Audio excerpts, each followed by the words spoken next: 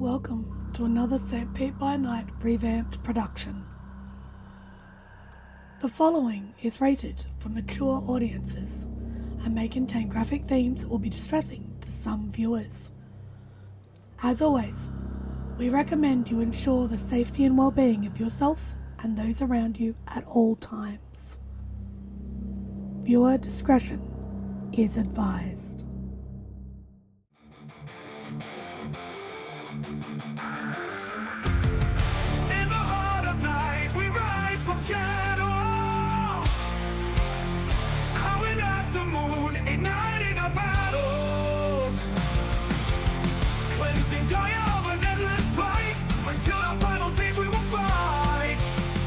Thanks, man, we stand united as one.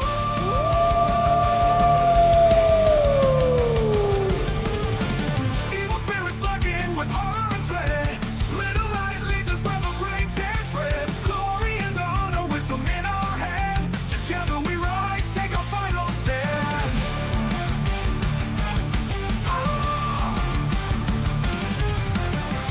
Everywhere we run, the wind is at our back. All the warring forces we will track. From the depths of the ocean to the clouds in the sky, vampires tremble as we learn to fight. Rage across Tampa, in this fight we'll stay. Evil spirits lurking with horror and dread. Little light leads us where the brave dare tread. Glory and honor, wisdom in our hand. Together we rise, take our final stand.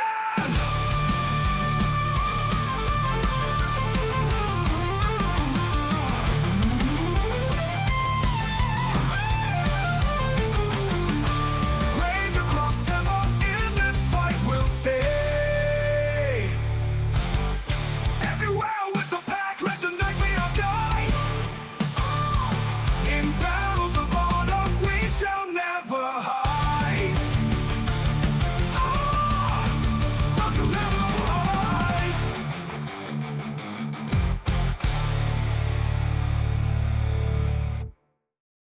Good evening and welcome to the St. Pete by Night Entertainment Network. St. Petersburg by Night is an online World of Darkness role-playing community now offering 5th edition, 20th anniversary, and Chronicles of Darkness campaigns for you to potentially run or participate in. My name is Kent, also known as Misha Kent on all social media, and I will be your storyteller tonight.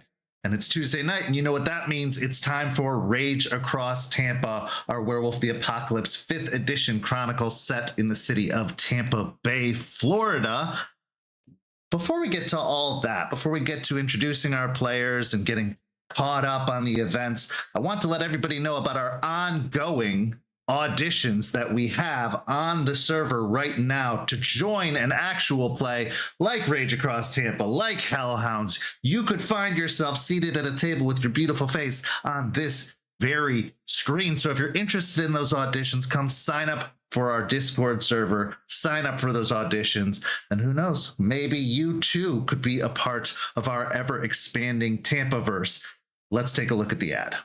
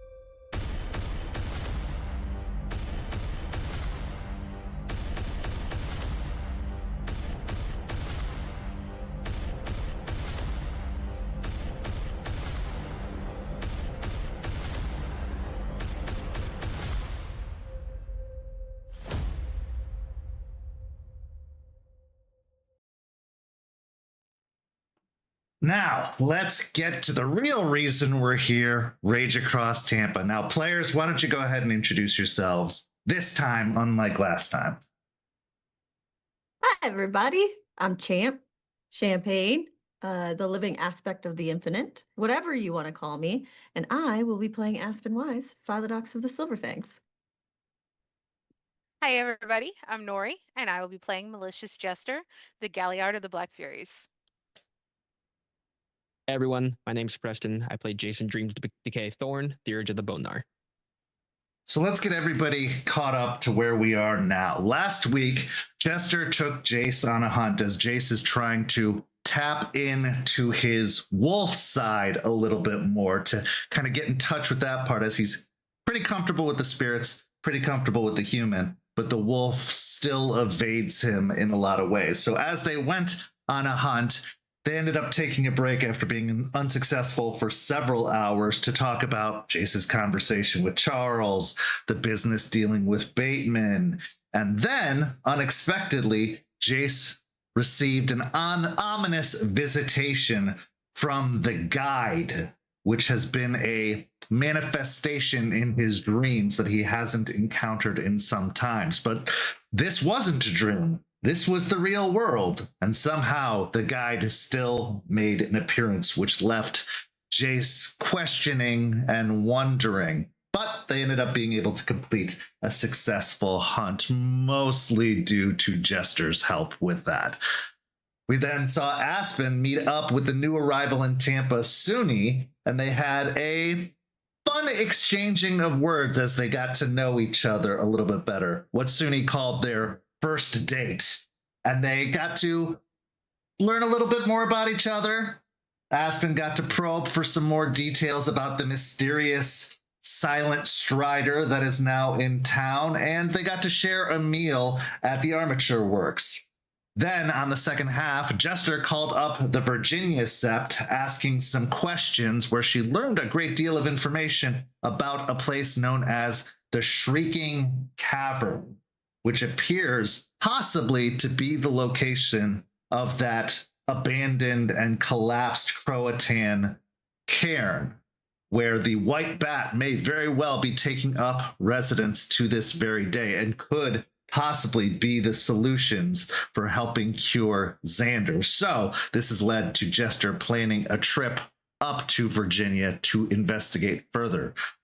Aspen then had a very serious heart-to-heart with Artie, where she confronted him about his growing addiction and the problems that it's causing, not just in his life and in his body, but in their relationship and the mission that they are trying to complete.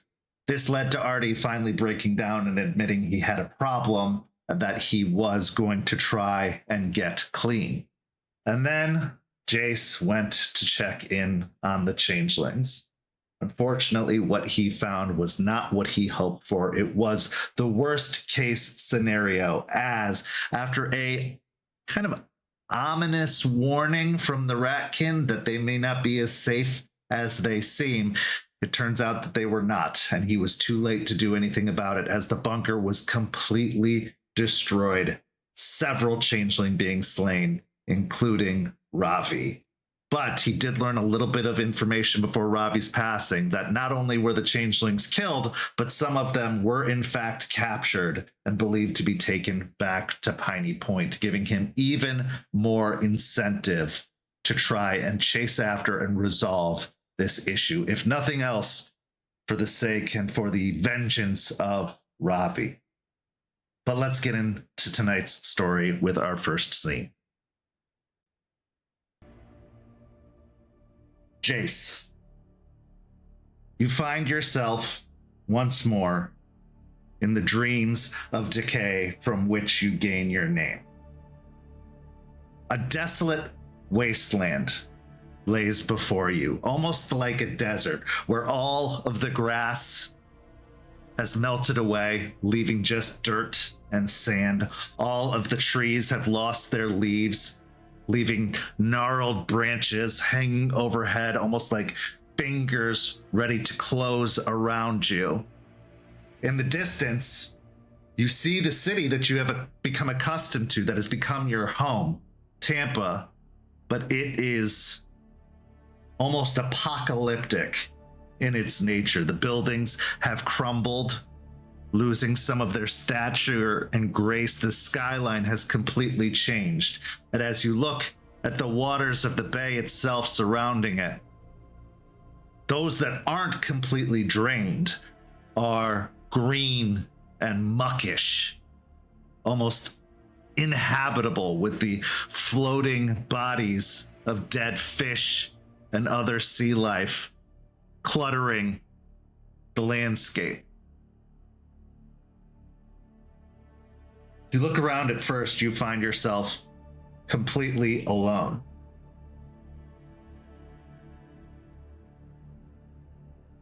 Gonna sit up, look around, and in the sand, run his fingers through it, picking up a handful of it, looking at the overall skyline, and trying to pinpoint where he might actually be with this vision of the skyline.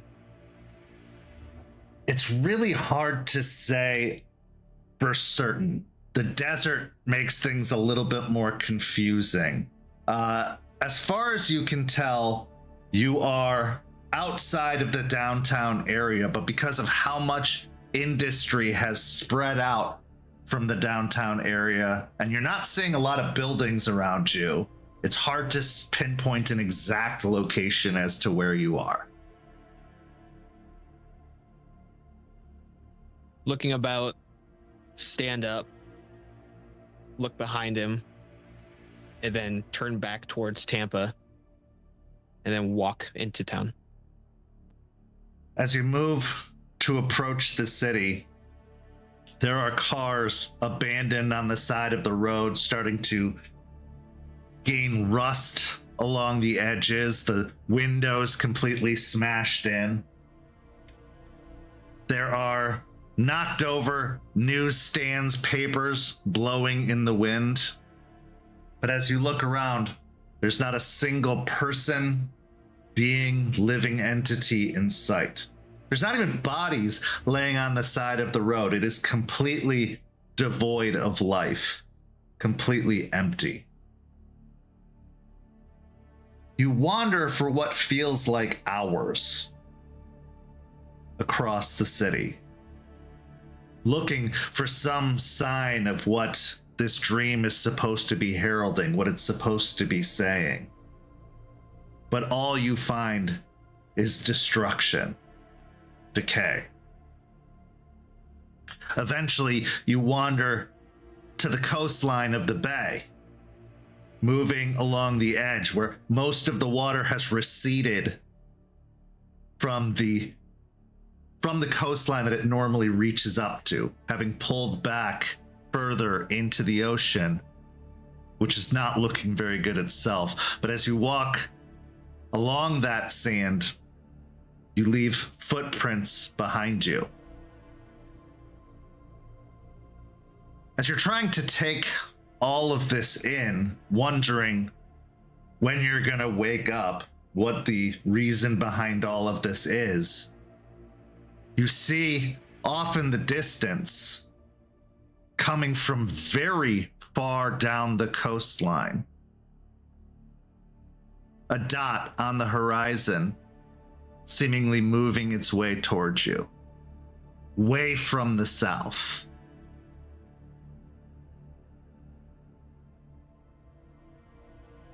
As you move... Stop. Oh, go ahead. Yeah, go ahead. Stop for a moment, look out towards the bay, to kind of just take all of it in, and then look away from where he's at towards the dot, seeing it. You said it's coming towards him, like it looks like it's moving. He'll take a deep breath, look back around. Well, I don't see anyone else, and then move forward towards the dot. As you begin the walk across the sand, you find yourself even walking into where the water should be, but because of how far it has pulled back, it's created almost a direct line, a path for you to walk to meet this encroaching figure. And once you get closer to the point that they can actually take shape, that they're not just a small pinprick on the horizon, you see the shape of a wolf. Most of the side of its face decayed. In fact, its body showing rot, exposing ribs. One of its paws is even skeletal as it claws upon the sand, but the whole thing can hold itself together somehow. Now, being a spirit, that's not surprising. They can take a ton of shapes, but this defies even logic, even biology. Whereas most spirits still take a form that's recognizable in some fashion. But as the guide continues across the sand, getting closer and closer, as you look beyond it, there are no footprints left in the sand. No trail left behind. Checking again behind you, you see that you are leaving footprints in the sand. But eventually, you reach a point where you're maybe 20, 30 feet away, and the guy just sits in the sand staring at you. The burning red lights that inhabit the sockets of its eyes, watching.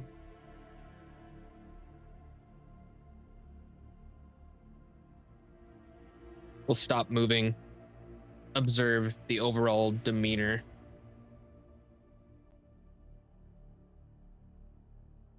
Is there a reason you're showing me this?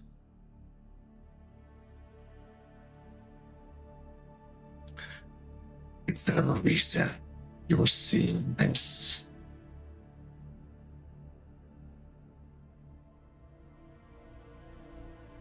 I see decay a lot. Usually in places that I'm at or places I'm supposed to go. Whole cities. Sometimes, but not nearly to this extent.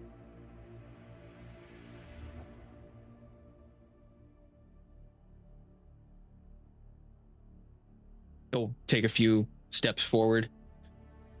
Normally, when these happen, it's a form of a warning. Other times it's of what is inevitably going to happen.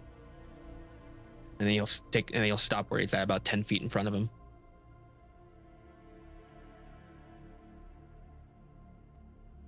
With me. It turns and begins walking in the direction it had come from,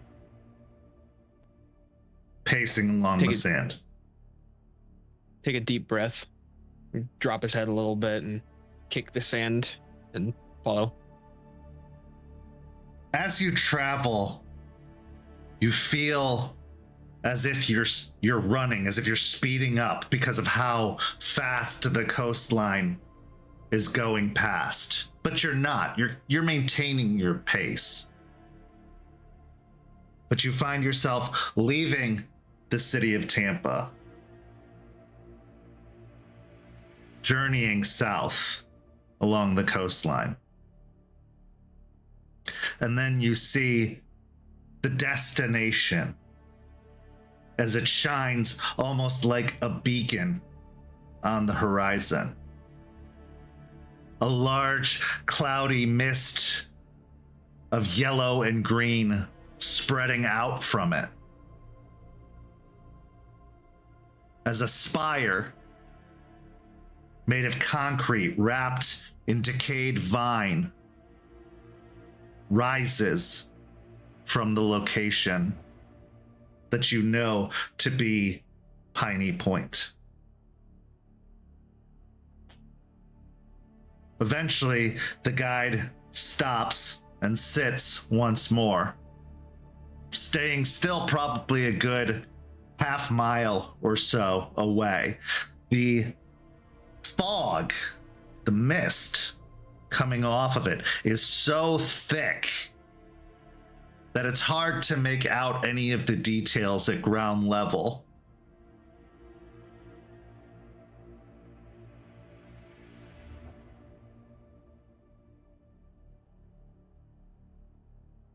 We'll look out with him.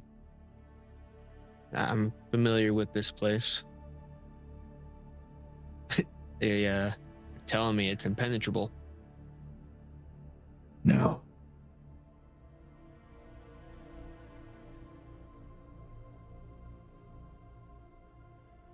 This is what you're seeing, not what I'm showing you.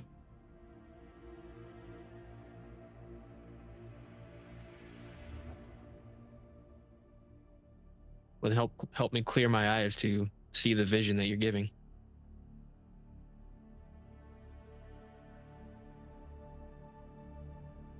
He nods and then continues forward into the fog.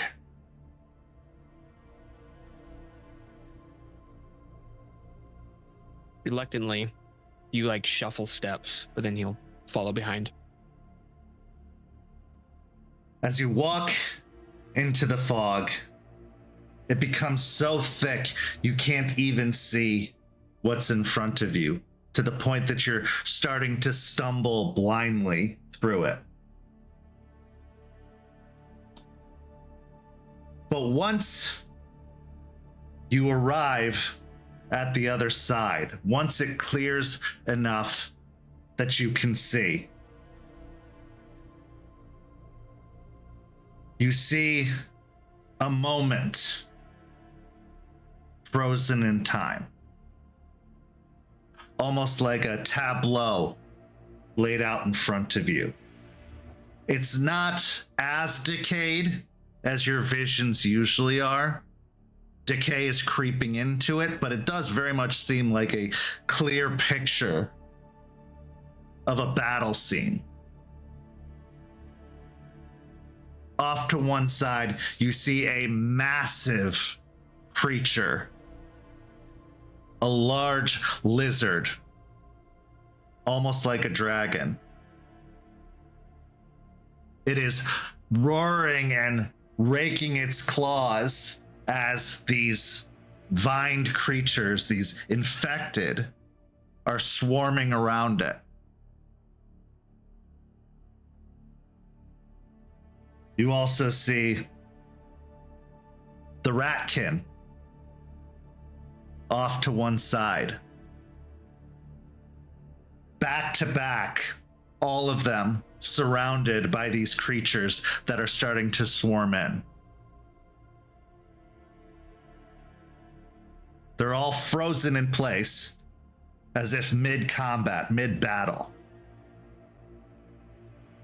Some of them are in their Ratman forms. As you proceed forward, overhead, you see a large half bat, half man, Xander, the way you saw him in the Deep Umbra, flying overhead, leading some of those bird plants, those stinger plants. Not leading them, but basically trying to lead them away, take them away from the ground. So they're chasing him effectively.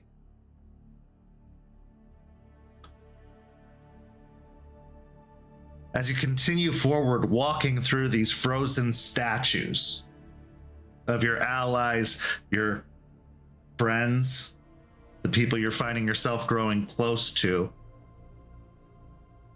you head into the greenhouse.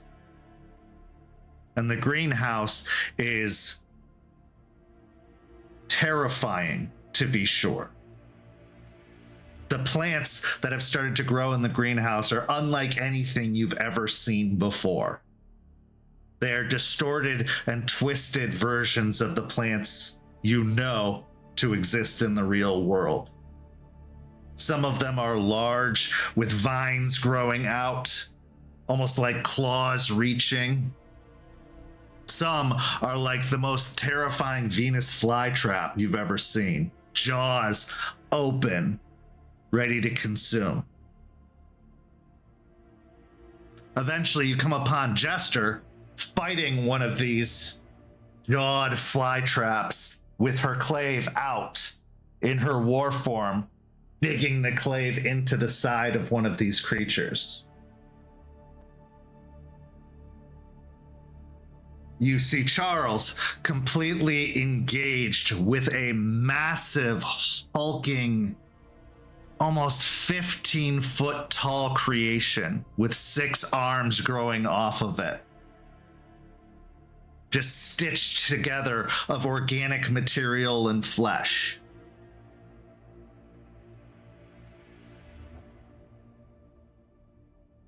You see Aspen starting to get overwhelmed by these tiny creatures, almost like what you would define as brownies, like little fey-ish creatures. But they are, again, corrupted, distorted in some way, little growths coming off of their bodies.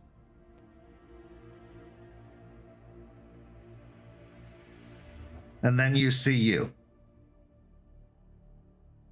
You are locked, solely focused on the being in front of you. You can't make out their details as they are hooded, but you can see the burning green eyes and the glowing red eye.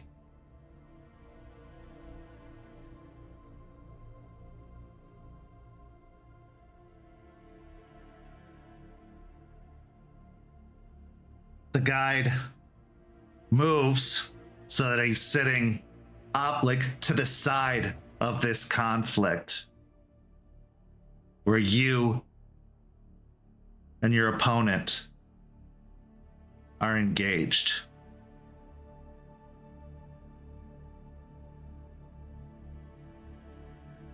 He sits and looks up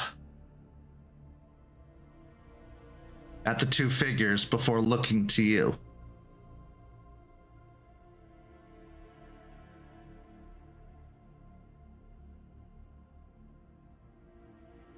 Look at the himself and the hooded figure for a while. Roll me a wits and insight.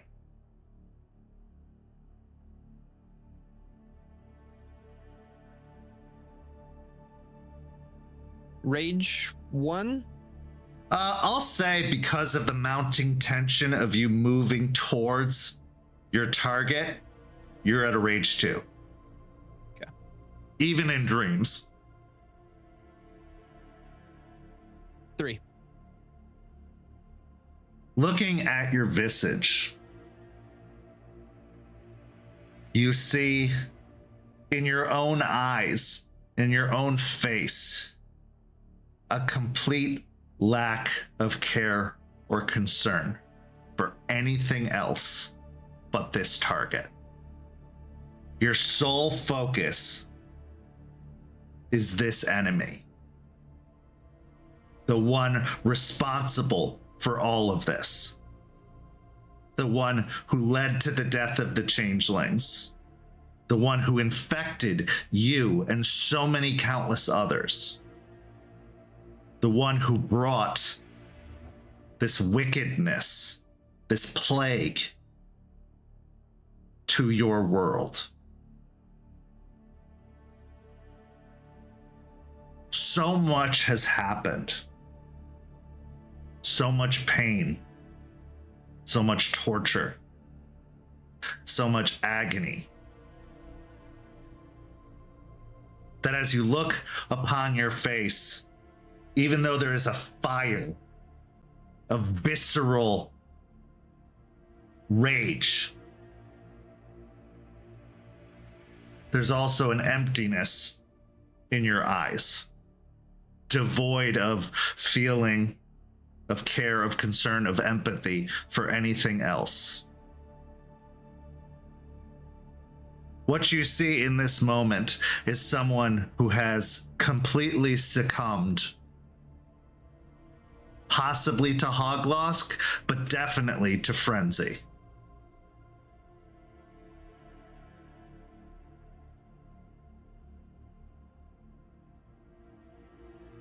Will walk in front of himself and just analyze him. What pushed you to this? And he'll look back towards the hood fib. I'm assuming this is Ballard that he's The servant seeing. of Ballard, yes. Got it. He'll turn around to them, taking in almost a mental image of what they look like. Turn to As the guide. close as you get, you still can't see under the hood to make out any features of a face. But what you can see is this green eldritch flame forming in their hands.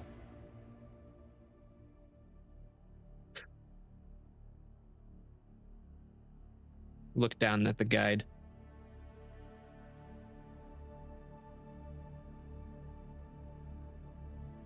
What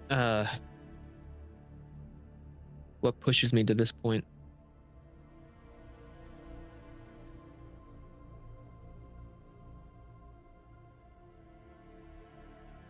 I think you know it has already begun.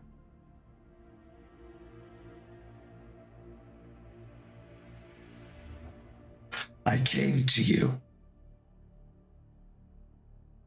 as a warning. A warning of the foreboding fate you were to encounter.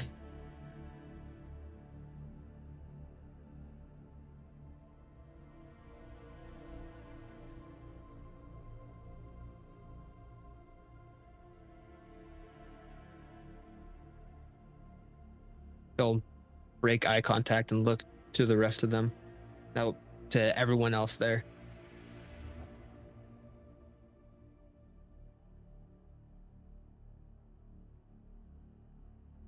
Do we make it out of this one?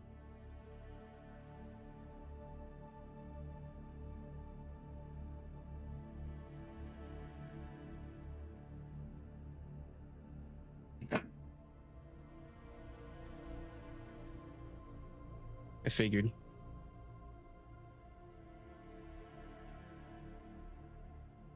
He'll turn back to him.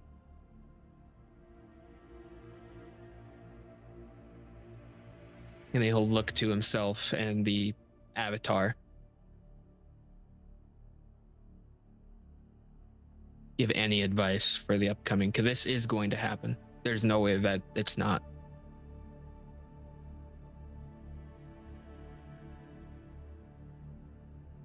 World you are seeing is the world you will create.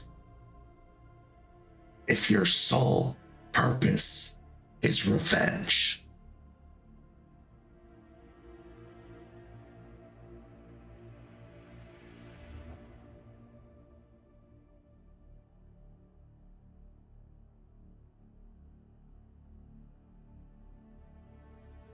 That's a hard one to shake. yes,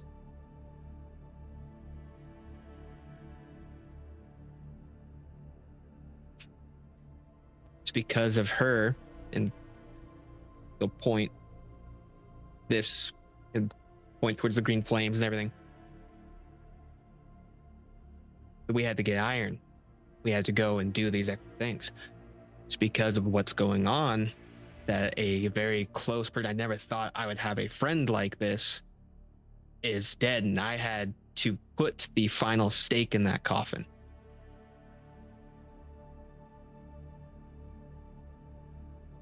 I won't lie to you, hate has creeped in, and revenge is something I want. but not just for them.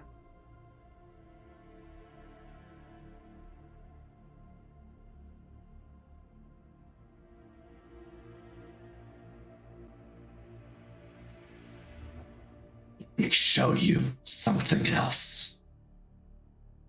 He stands from the scene and starts to move towards another back door of this room.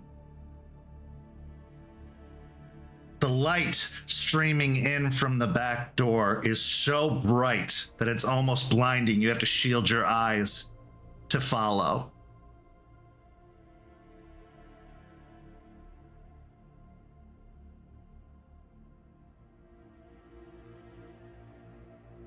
As you step into the light, in a flash, you find yourself outside of Piney Point once more.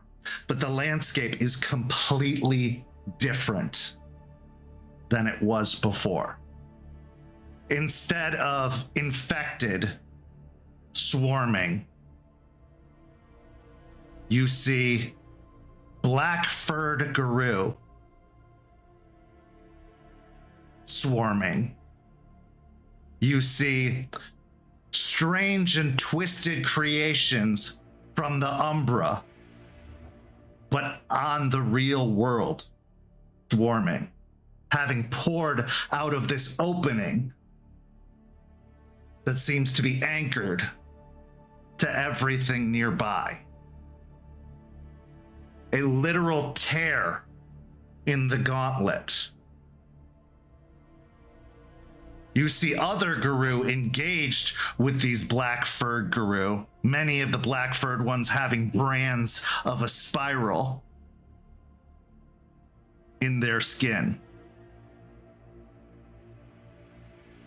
As you look around, you don't see the guide.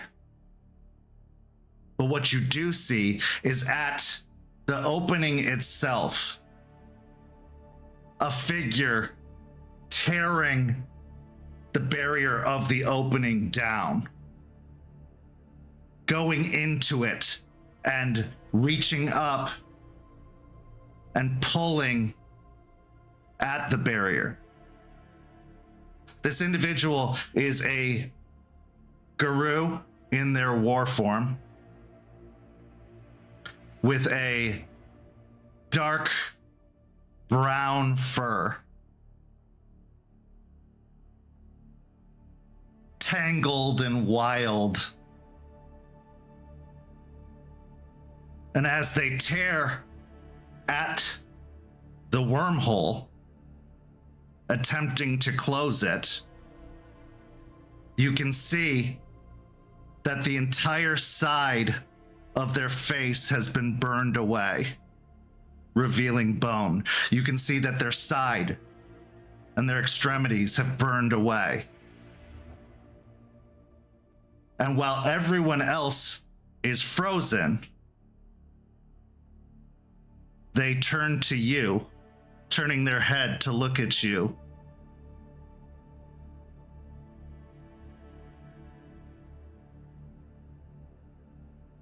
Just hold a confused gaze with them. Their eyes, which look alive at the time, with brown irises, suddenly burn red. This was my fate.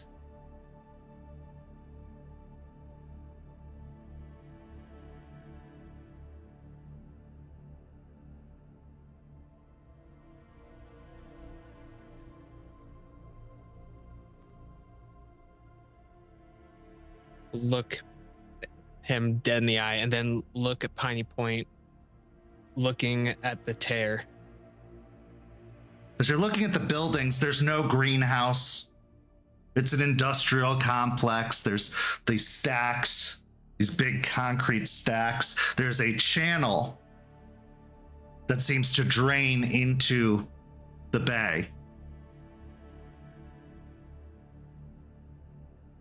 There are bodies everywhere. Some of the black spiral dancers, some of other Guru, and some of these twisted creations that seem to have exited the Umbra.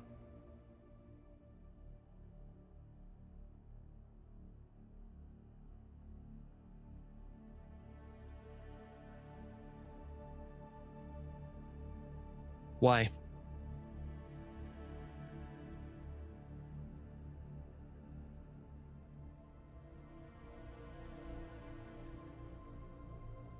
Because it had to be done.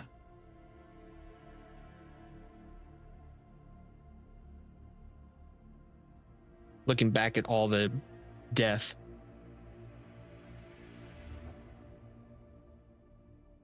Was it worth it?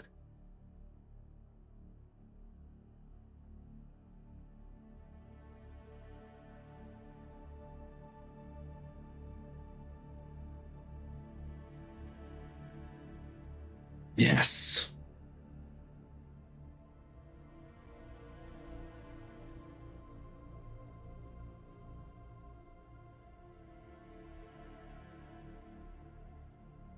We lost everything to prevent losing more.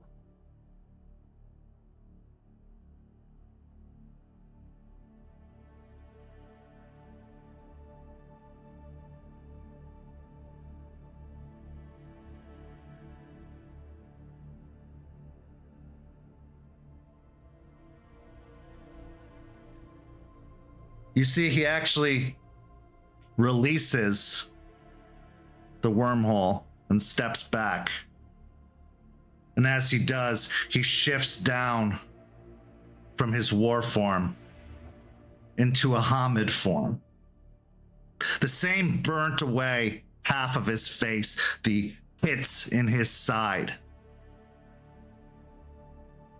But what you see is a man who looks completely unhoused, dirty, unwashed, a scraggly beard and long, scraggly hair, a heavy overcoat, the remains of a stocking cap hanging onto his skull. While one eye, the burnt away eye, burns red. His other eye has this completely bewildered expression, almost as if it's teetering on sanity.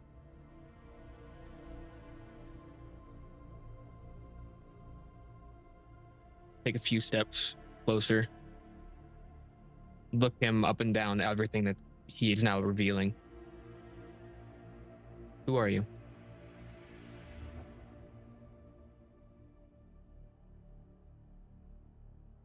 I'm the guide. Yes, that is what I'm calling you. He'll look towards the hole and what happened. Were you called the guide the whole time?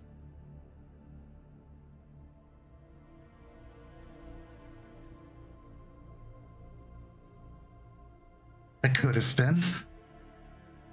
But no, they didn't call me that. But I was Rat once.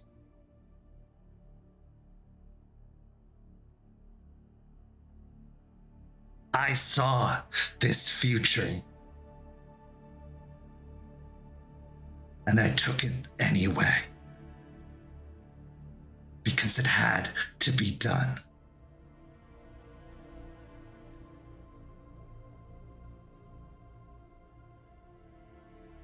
What you see, what you saw, what you witnessed, is where you're heading,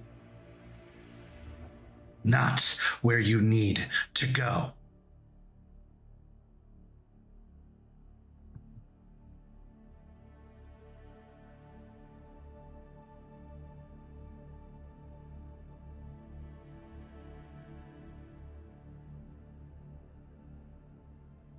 My predetermined path. It's gone askew. You're telling me I need to redirect to somewhere else.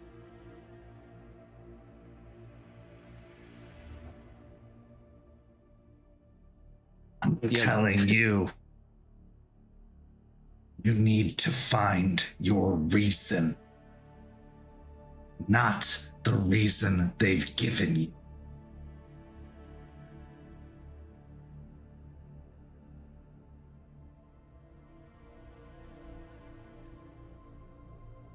Not what they forced you to have.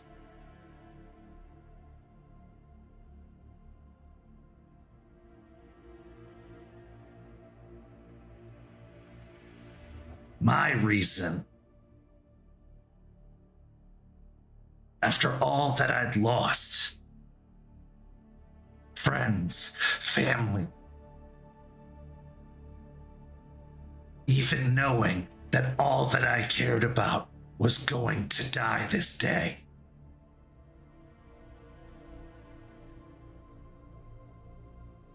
This was the only path. The only way it could end. And I chose it, knowing what I would lose.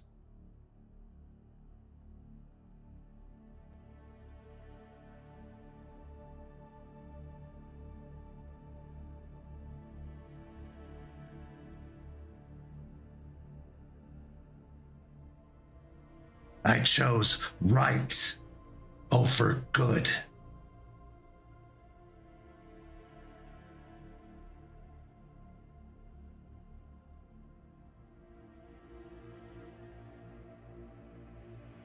So I need to make the tough choices. I need to find my reason and make the choice.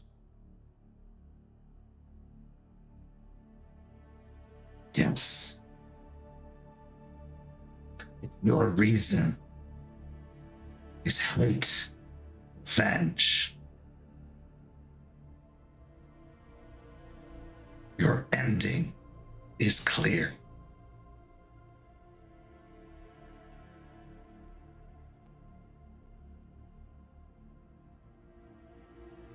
It won't bring them back, any of them.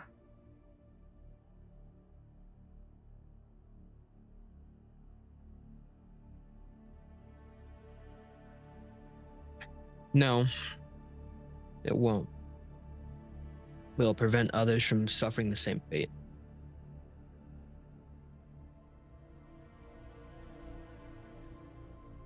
It's up to you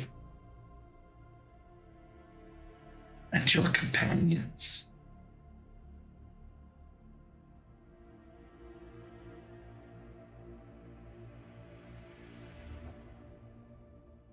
How that story ends.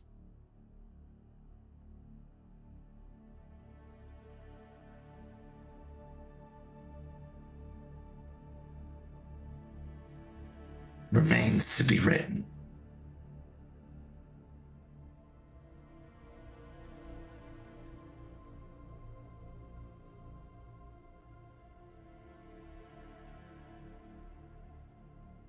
Guide, I will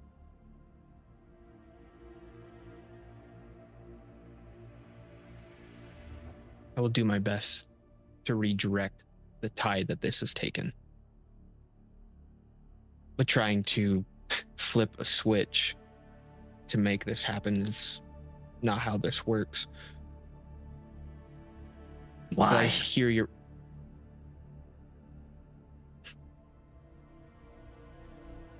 Because the hatred still sits there. Just to remove it and just push to the side. I can't just make that happen. That feeling still remains. It still sits in the bottom of my stomach, and I can't just turn it off. I can try and move it, put it to something positive, but the core of it, it's going to take time to change that.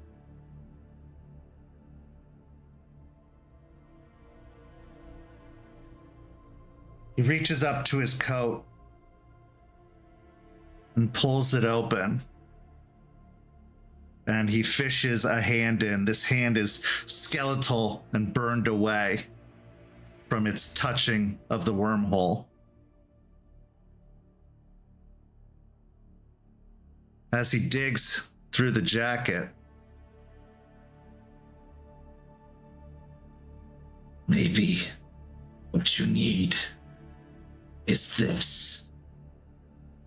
And as he fishes something out, what's going through your mind as to what it could be?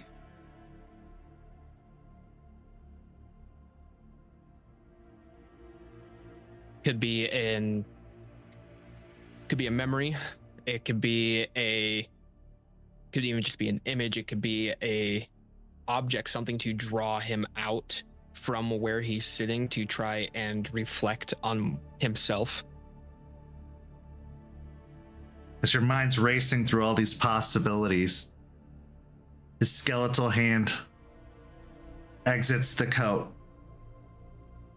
And what he's holding bewilders you as you look upon a half-empty container of French fries.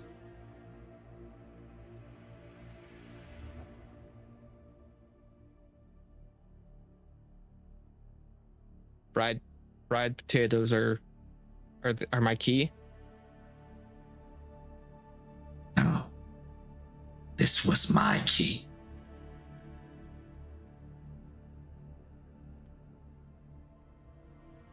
But you can have a key like this too.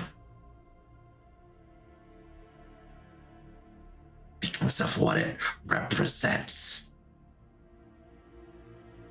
Have one. And he holds out the fry container to you.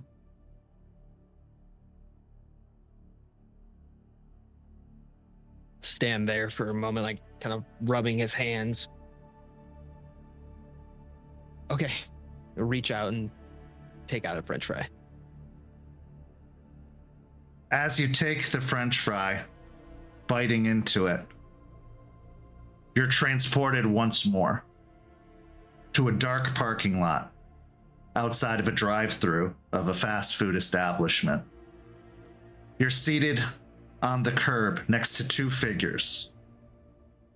One of them, that homeless figure that appears to have been the guide, but fully formed, alive, not burned away. And while he doesn't look at you, he looks to a young woman who sits next to him. She's got tattoos on her arms, a tank top, shorts, and she is holding a drive-through bag open in his direction.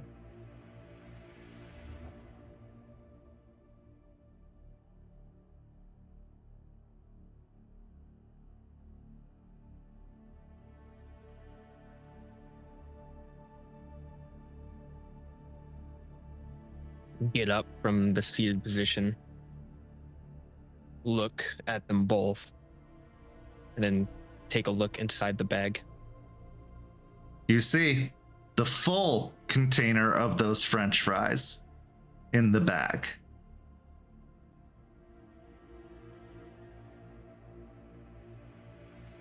As well as a few other items, some burgers and...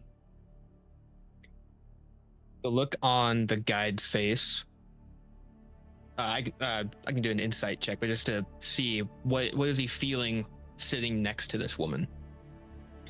Well, he still has that somewhat bewildered, teetering on the edge of reality look in his eye. His features are softened,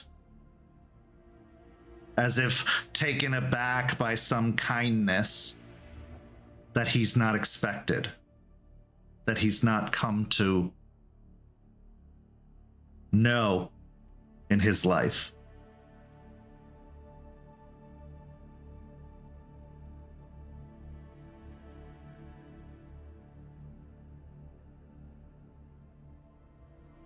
Look to the woman sitting there. Same thing. See any type of emotion that she's giving off. In her eyes, there's a sweet naivety.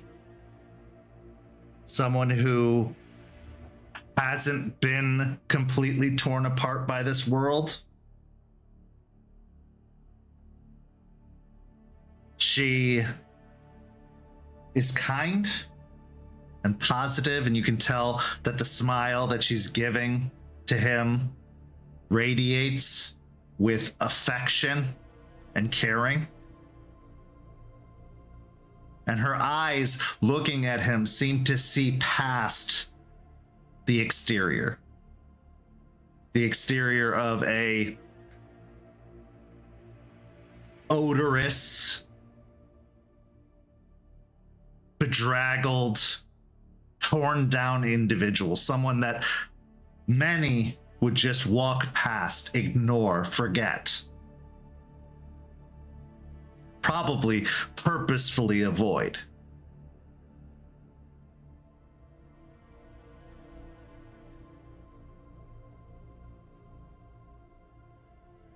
He'll get down to a level where you can see the guide almost eye level and look back at her. Kind innocence.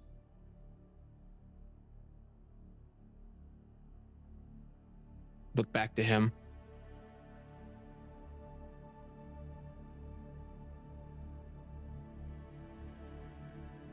Did she give you a purpose?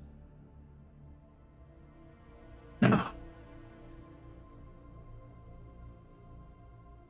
My purpose was clear. I knew my ending from the beginning.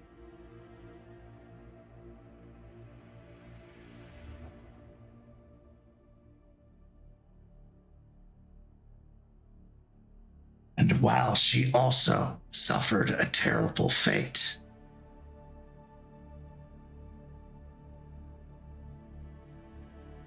she made me feel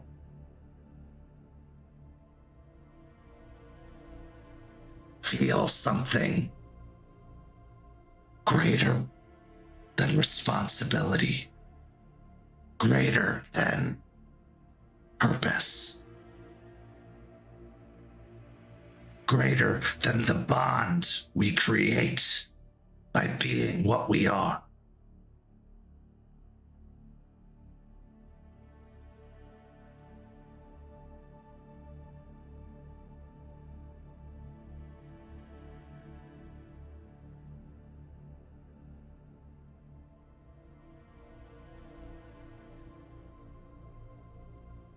For a long time, I was alone, even when I was surrounded.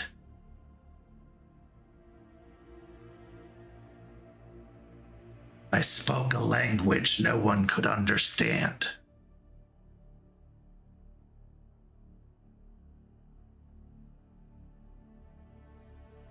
She learned the language.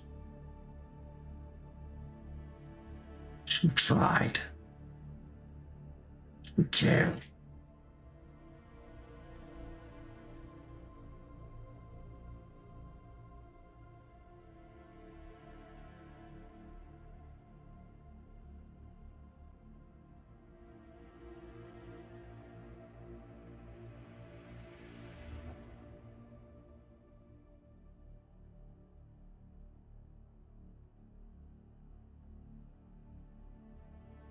He met the same fate. That was she at that place? No. She was somewhere else, doing what needed to be done.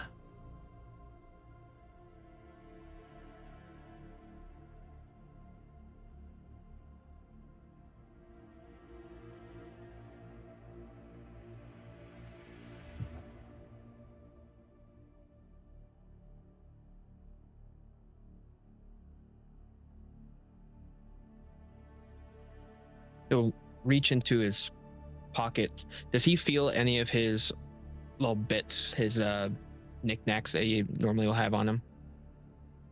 Sure. Reaches down and he looks down at the marble.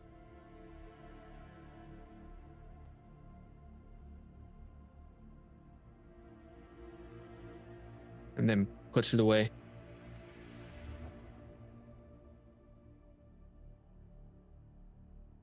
I fought many wars. But this was the only one that mattered.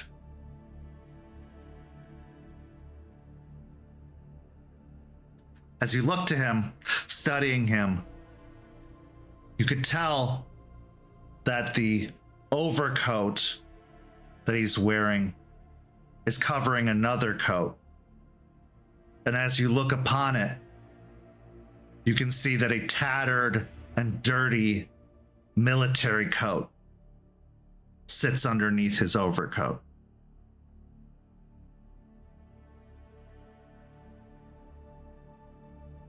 Not asking, reach forward and pull the other coat out of the way. You see U.S. Army stitched upon the breast.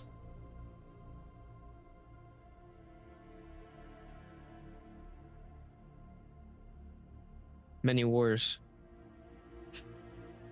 Only one that mattered.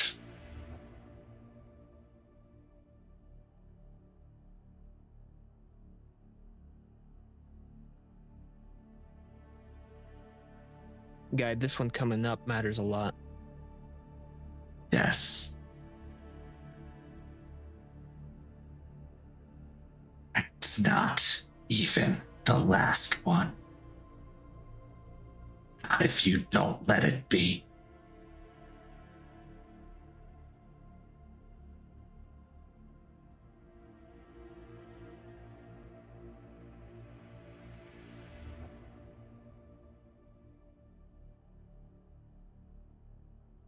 We'll look him directly in his eyes.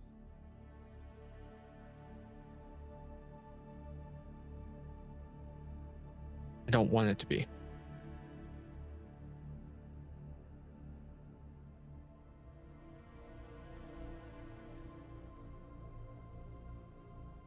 Want is different from fact. Turn that want into truth and fact.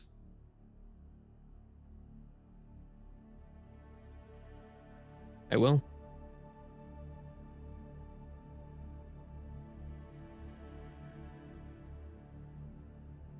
He then looks back to the woman and the bag, staring at her for a moment. And while she's frozen in place, he reaches a hand in, pulls out the fry container, pulls a fry out and sticks it into his mouth.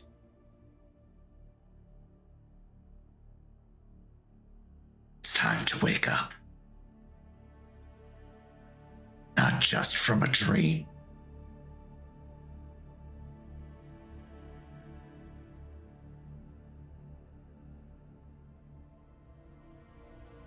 He'll also reach in to where the fries are at and he'll take one out. Time to make a reality. He'll take a bite. As you do, you find yourself sitting up in bed. The guide is gone. The vision's still swimming in your head, but fading, as dreams often do.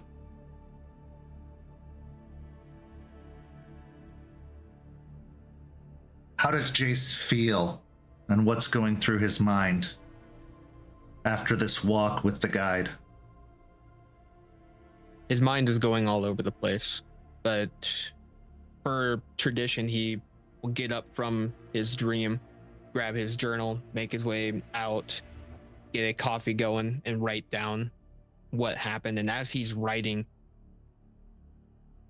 the whole emotional roller coaster that happened re-happens for him. He gets to that place of hate, that revenge kicks back up. But as he goes further in, he can't go into this with that. He needs to find a different reason to fight, a new reason to keep going, and not one that everyone else tells him he needs to be doing. He's fighting for himself, but he's also fighting for others, but he needs to take the fight that he has for others and put it more to the side. He needs to fight for himself, that the things going on here are affecting him. And the only way to move forward with the different battles going on is to start with himself.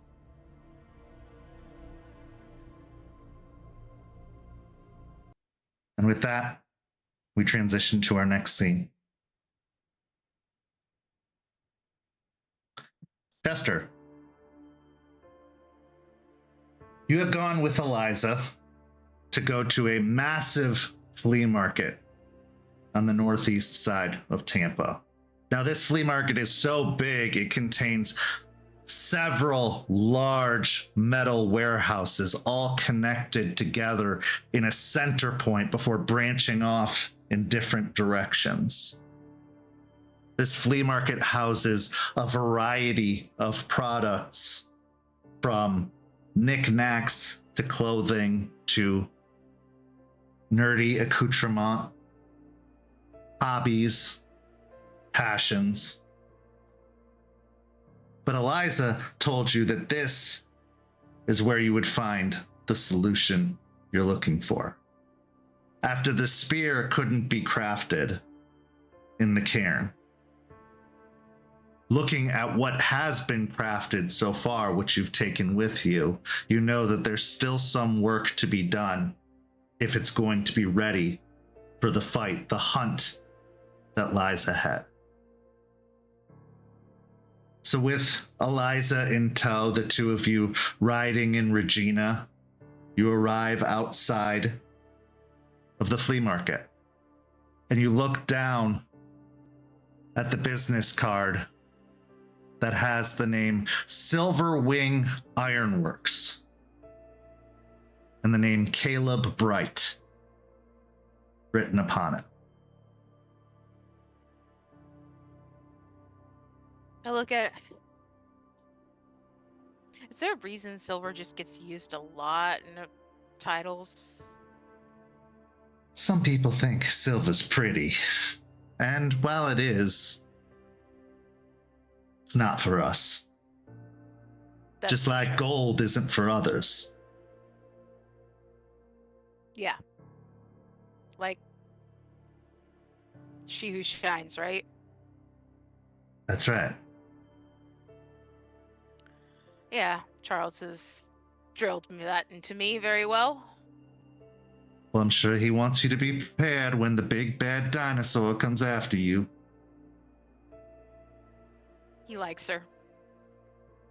I'm sure he would. But that doesn't stop him from wanting to fight her. Aruns. Aruns. Any pointers? Tilt my head towards the card and mark it. Be genuine. Be honest. As honest as you can be. Be direct.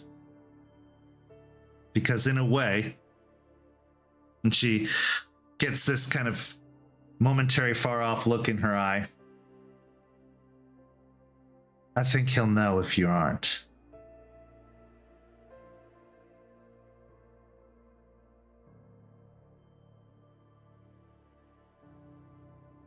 How can I be honest and still not break the veil? What?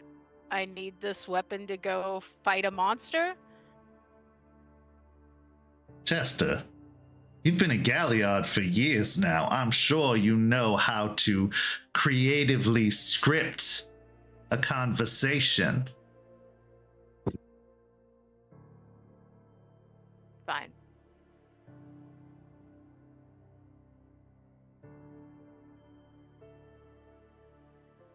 I think if your intentions are pure, if your determination is obvious, if your desire is to do good, not for some other devious means,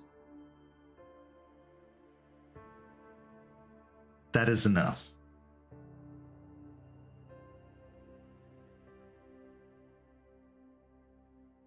Okay.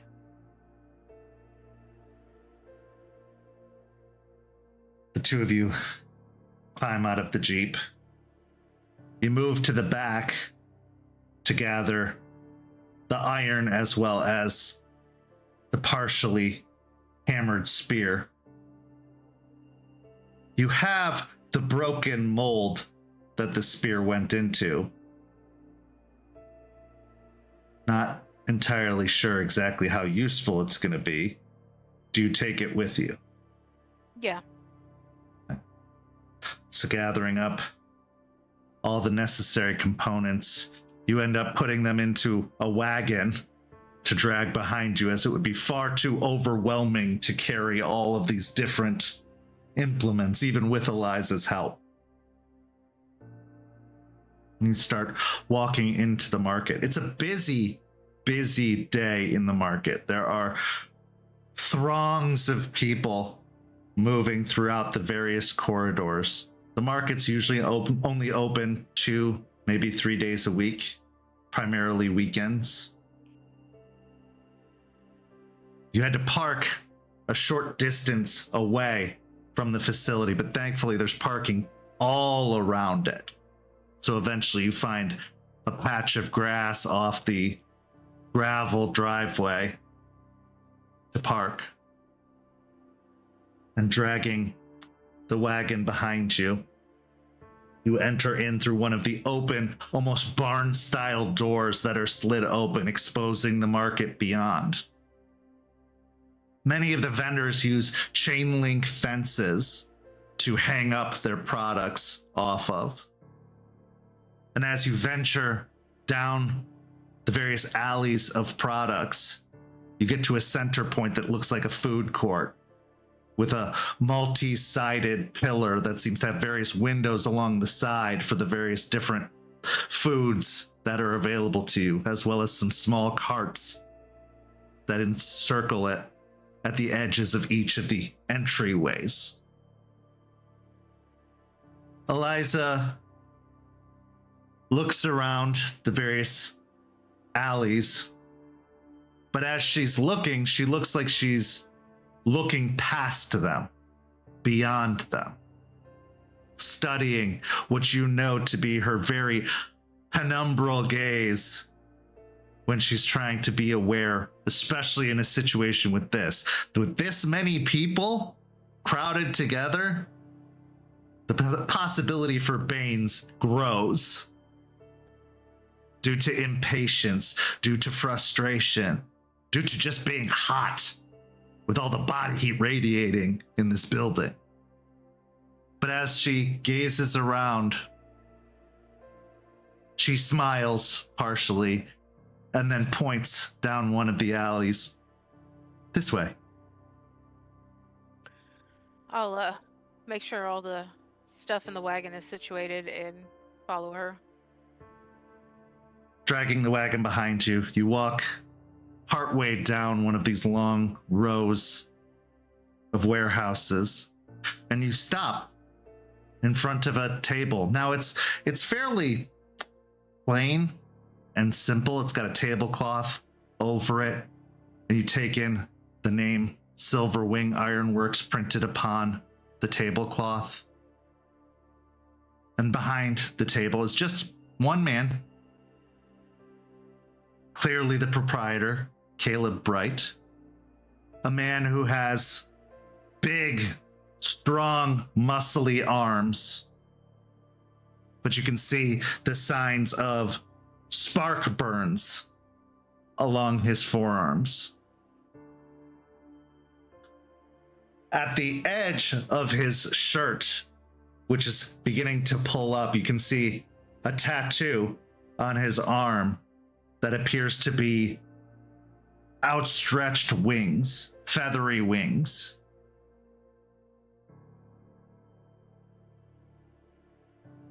He looks to you with very kind eyes and a very large smile, genuine, warming. He's got the makings of a blonde beard around his jaw and blonde hair atop his head, which has been pulled back into a ponytail. Can I help you? Yes. Hello. My mom here was with a friend of ours a few months back. Oh, I I got your remember you. card. Yes. Yes, she bought an iron knife that you'd made very uniquely, or a unique thing. We were look at the wagon. I had someone who tried, but we're trying to get this spear made. A spear? All right. Yeah. Same technique as the knife, honestly. I'll push the wagon forward and start move the spear onto the table and start in its space and try to put some pieces of the mold. The mold broke when they were trying to hammer it. You can see that. You can see some of the dings and dents at the end there, as if they're starting to flatten out. Nothing to shape them.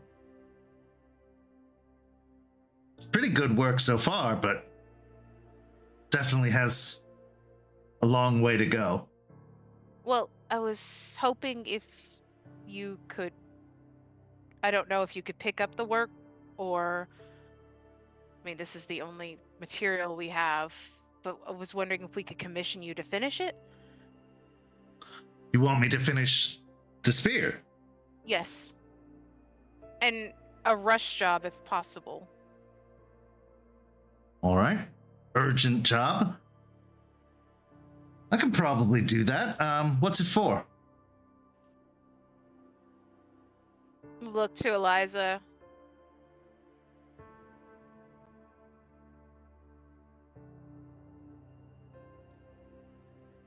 Then look back at him. We're trying to help a lot of people with this. He nods his head, but you can see in his eyes that he's trying to put the pieces together, but eventually just gives up on trying to sort out that particular phrase. I see. Well, I can work with this. I see that you brought a little extra there. That would be very helpful in this instance, as some of this is going to need replacing. But I could probably do it in 2 days. Oh, excellent. Relief will just wash over my face. Okay, how You much said a is rush it? order. If it was my preference, I'd take upwards of a week on it, just to get some of the finer details in there. I understand, but I will definitely place a different order with finer details so I can see your work. I heard you had a Sting replica. A friend sent a picture to me. Oh yeah, right over here. And he reaches back to one of the cage walls behind him and pulls down a sword that is in a perfect leather sheath with some of the metal details at the tip and along the side. He lays it out on the table. I'll look at it. Is it actually is it just for show, or is it actually usable? Do you go to pull it out of the sheath? Yeah, I'll go Okay. to pull it out and inspect it. As you pull it out, you see the carving rune work that goes up along the side, just the same details that you find in the movie itself, that spirals up one side and down the other. You see that the handle, which is made of wood, has almost like a gold filigree painted onto it, wrapping around the handle. And the pommel is perfectly shaped and carved, also made of metal. He says, "Careful now, don't swing that too wildly. There's still people walking behind you." But as you look at it, grabbing the blade, putting the slightest bit of tension on it, you find that it is very sturdy, very stable. And touching the edge is quite sharp. It's very nice. A seat, please.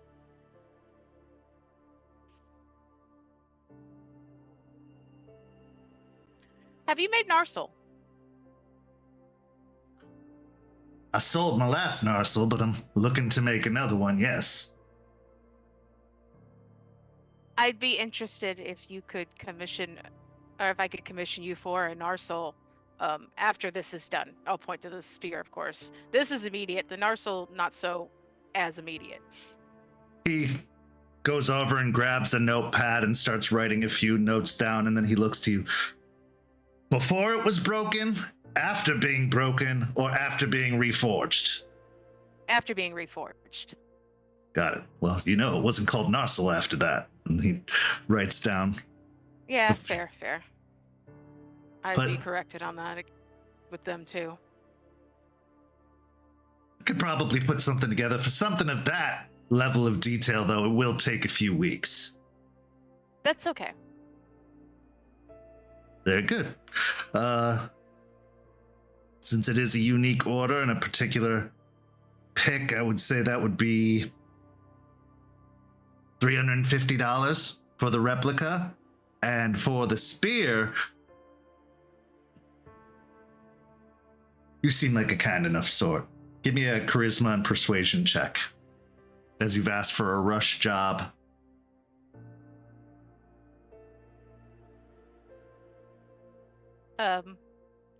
Throw in the sting too. Well, that's about $250 for the sting, so he'll jot that down.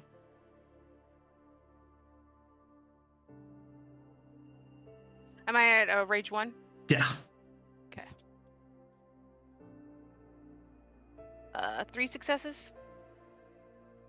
He looks at you with the notepad, his pen hovering above the notepad. You seem like a kind enough person, and you said it's going to help a lot of people, so we'll say $500 for the spear. Does that sound amenable? That sounds great. Excellent.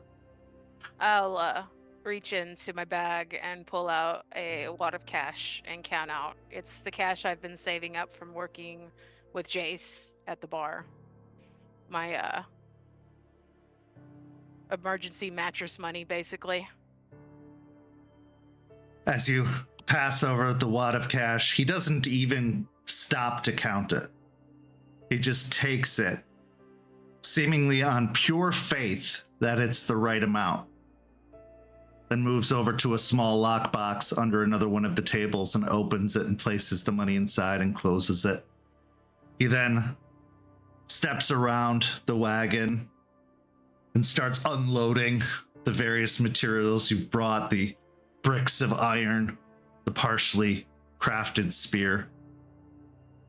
He then pauses to look at the molds. The mold that is cracked and broken in several pieces.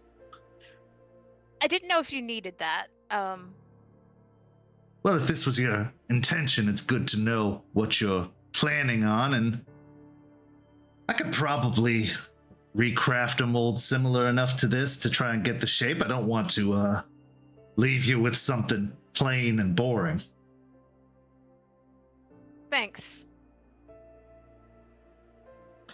So he takes the broken pieces of mold, kind of juggling them in his large hands before putting them off on one of the back tables and attempting to reassemble it as best as possible, putting the pieces together almost like a jigsaw puzzle. I will give him a hand at least moving them, not reassembling them, but... All right, then. Well, I think I have everything I need here to make what you're looking for. Suppose the market isn't open in 2 days. Is there a place I can deliver? Yeah. I will... Or if you'd like, you can come by my shop and pick it up. I'll do that. All right. He grabs one of the business cards off the table and turns it over and starts writing an address on it. Great. I will also take out a paper and write my mask name Allison with my phone number. He exchanges the business card for the piece of paper you've provided, looking at it for a moment. Allison. That's a lovely name. He folds up the Some paper people call me that. Yeah. and then shoves it into the apron that he's wearing. Well, very good, Allison. I can see this all completed for you, and I'll be in touch in 2 days when it's ready, and you can come by and pick it up, and then I'll have that blade ready for you a few weeks after. Awesome. Thanks so much. My pleasure. Is there anything else I can do for you? Oh, he takes the sting off the table and moves over and starts wrapping it in this brown construction paper. And as he wraps it with such care that it comes out as a beautiful parcel, almost the shape of a kite, with perfectly folded edges held together. And then he reaches under to grab some ribbon that has a silvery sheen to it, but it's clearly not made of silver itself.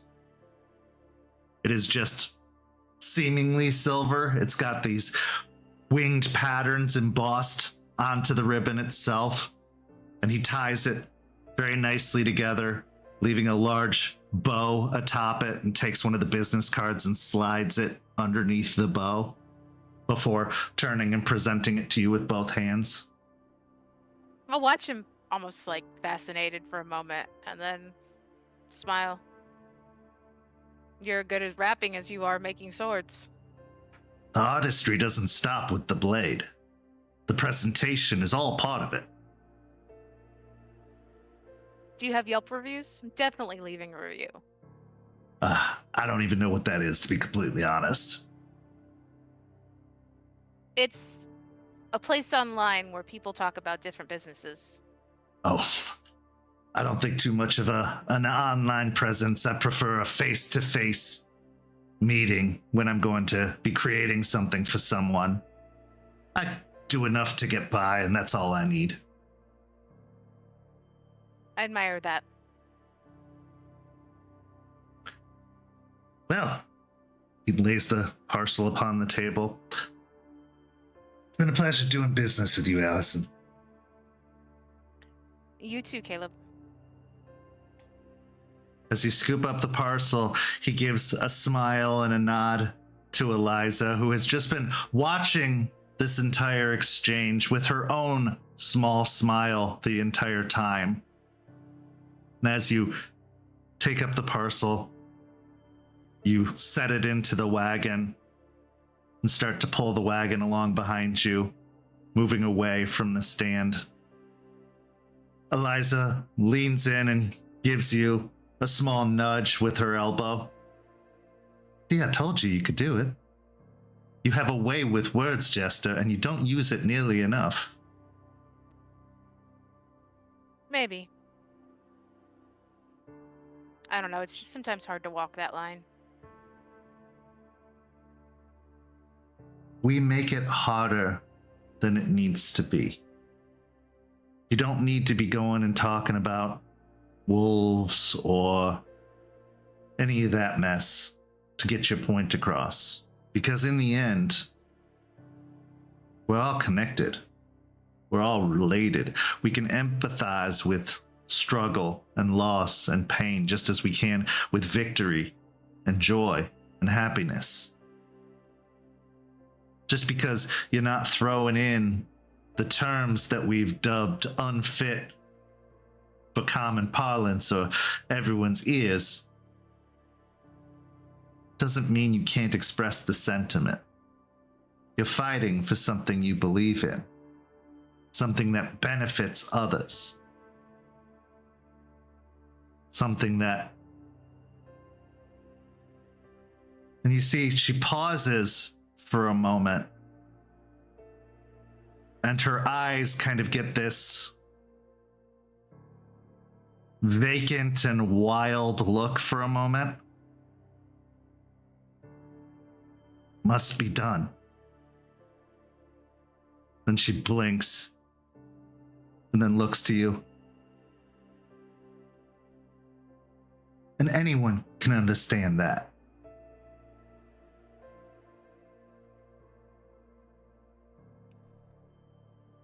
You okay? Yeah. Of course. Seemed like you had a moment there. I was taken back to a different time, long ago. An old companion, no longer with us.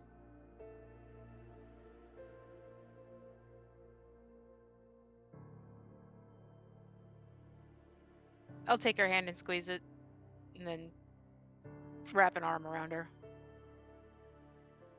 I get what you're saying, and I will try more. You have a gift that deserves to be shared with the world.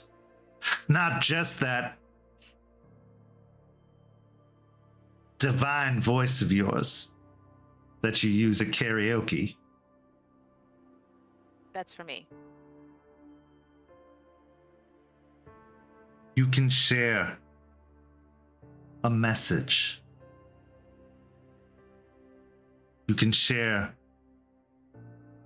a purpose and a meaning. And I think there's no one better to write the next chapter of the story we're telling than you. And rather than leaving it to oral tradition,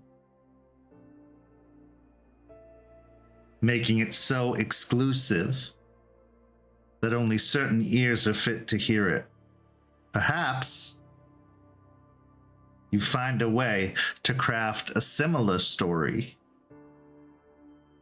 for all to know, for all to hear. Because the only way to win, truly win, isn't just our struggle. It's everyone's struggle. And far too long have we gone leaving them completely in the dark, considering them to be tools or pieces or victims.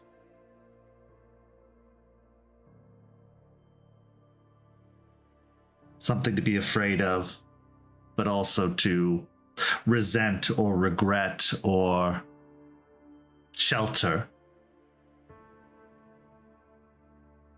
The truth of it is, at the end of the day, it's an unwinnable fight without them, because they contribute to the thing we're fighting unknowingly.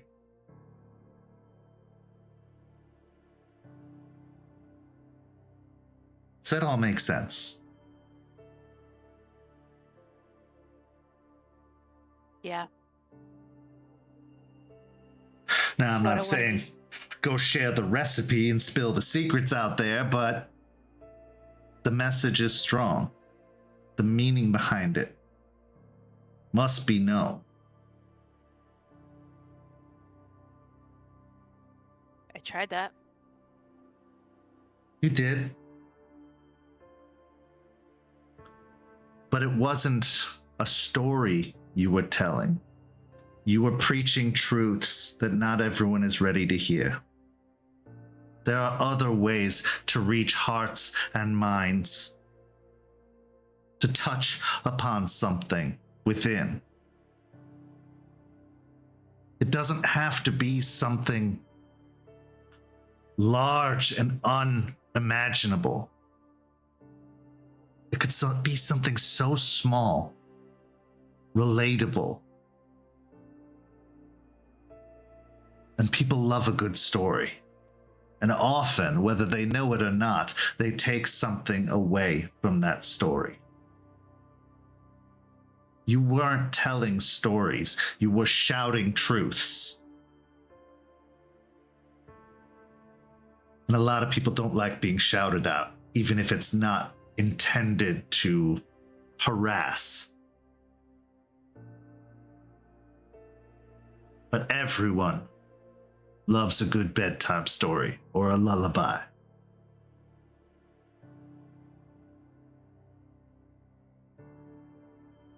Okay. I think I get what you're saying.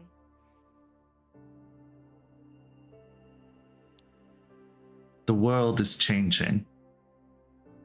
And while I see the changes we're making, there's still a lot that we keep the same. A lot that we stick to tradition about, whether we mean to or not.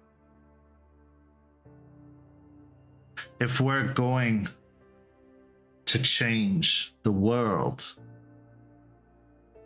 we have to change the way we approach the world, the way we think of the world. Not just the way we think about how we do things, or the way we think about each other, but the way we think and do everything.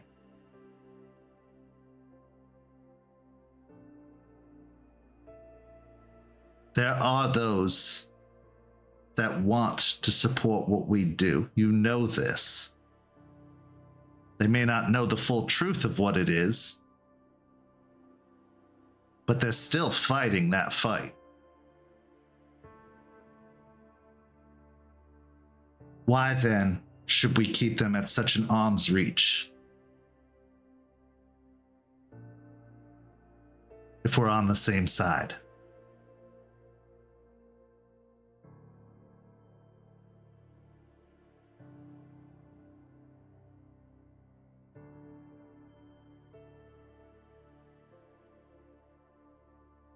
Because the ones we fight against like to use them against us. They do. But the only way they use them against us is because of their ignorance. And I don't mean our enemies, I mean the ones we care about. They're just ripe to be used, to be manipulated, to be controlled or destroyed, because they have no notion, not even an inkling, of the danger that they're in.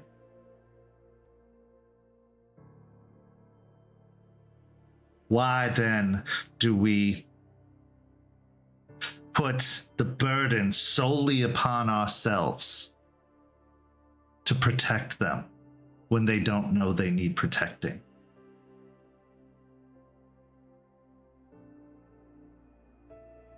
And again, I'm not talking about revealing everything. People are afraid of what they don't understand or know. But maybe there's a way to make them understand. Or at least to be somehow aware.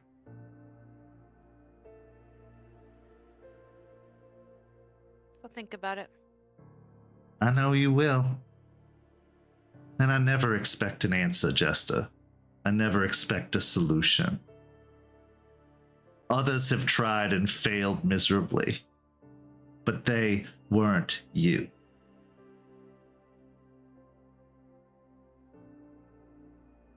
They weren't now. They weren't this group.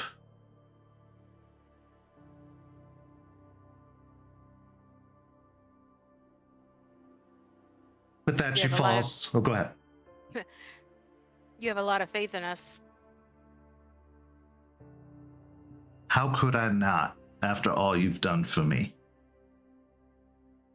How could I not, when you've done such incredible things?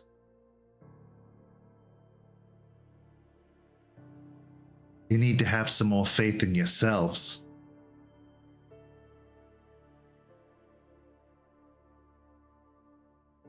I think for the most part, we're just trying to survive.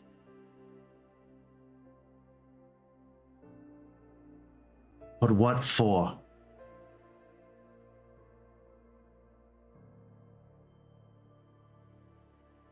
If that's your focus, your reason, your purpose. You know it's not. I know. But some days, in some moments, it could be, even if you don't know it.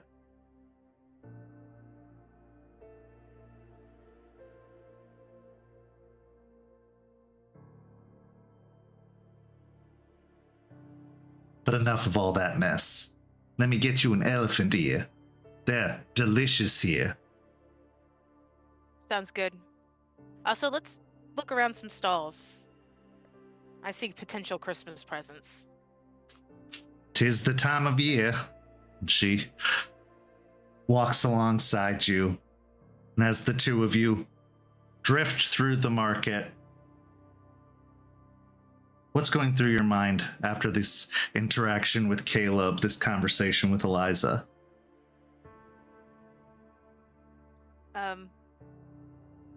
Glad that the spear will not take so long, because we really need to take care of this wolf, especially after what happened to the changelings. But really, my mind keeps circling around what Eliza was talking about.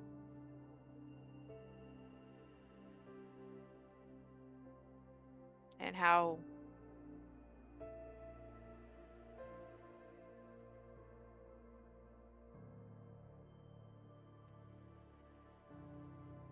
I can inspire people, humans, mortals, to actually stop aiding the worm and start making things better. And with that, we transition to the final scene of the first half of tonight's story. Aspen, you have been on the mission to try and find a way to destabilize Piney Point, to cease their operations. And for weeks now, you have been coming up with strategies and plans and possibilities for how to execute a legal attack on Piney Point. What is your strategy as you go through the courthouse, walking to the judge's chambers where you have scheduled a meeting to try and pursue a certain goal?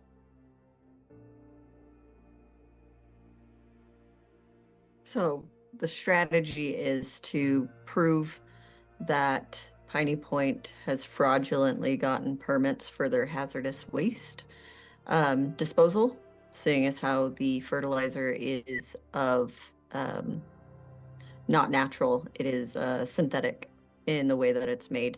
They would need proper waste management, but seeing as how there's not great things going there, how else would they have gotten a permit through legal means? Okay. As you arrive outside of the judge's chambers, you hear some chatter behind the door, as well as a little bit of laughter as the judge's aide walks up to the door and knocks and opens the door to let you in. Behind the desk, you see a man probably in his 60s with white hair upon his head. He's got glasses on his face and long black robes, as if he's probably just come from court. He's sitting there looking to a figure across the desk from him, who is seated in one of the other chairs on the other side of the desk. The man seated across from him is a younger man, probably 31, 32, dressed in a very sharp, fine suit with a very angular face and glasses as well, with slicked back dark hair.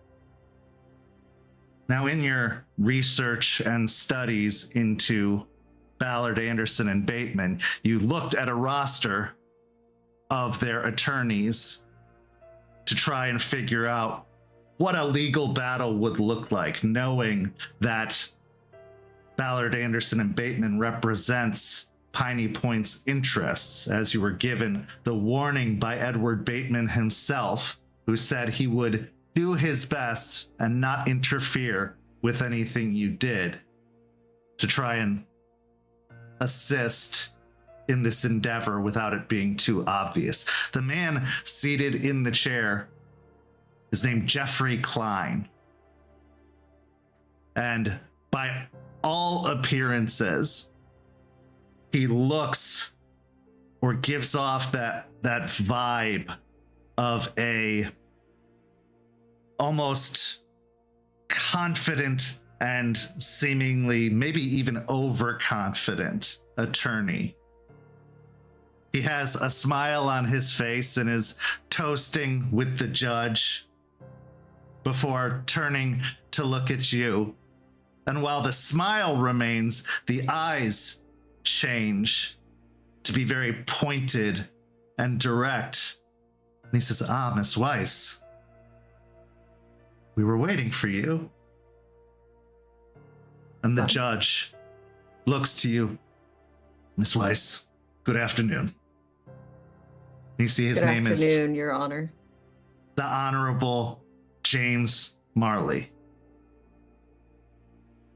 Please have a seat, and we shall proceed. And Jeffrey finishes his drink and sets it on the desk, and the judge moves aside a few folders and pulls out another folder that he lays down in front of him and opens.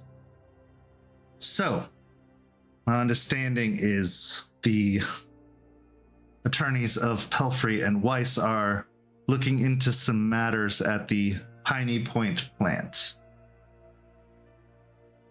That is correct. And these matters are about the licenses and permits, if I'm to understand correctly, for the Piney Point facility? Yes, specifically permits involving hazardous waste disposal.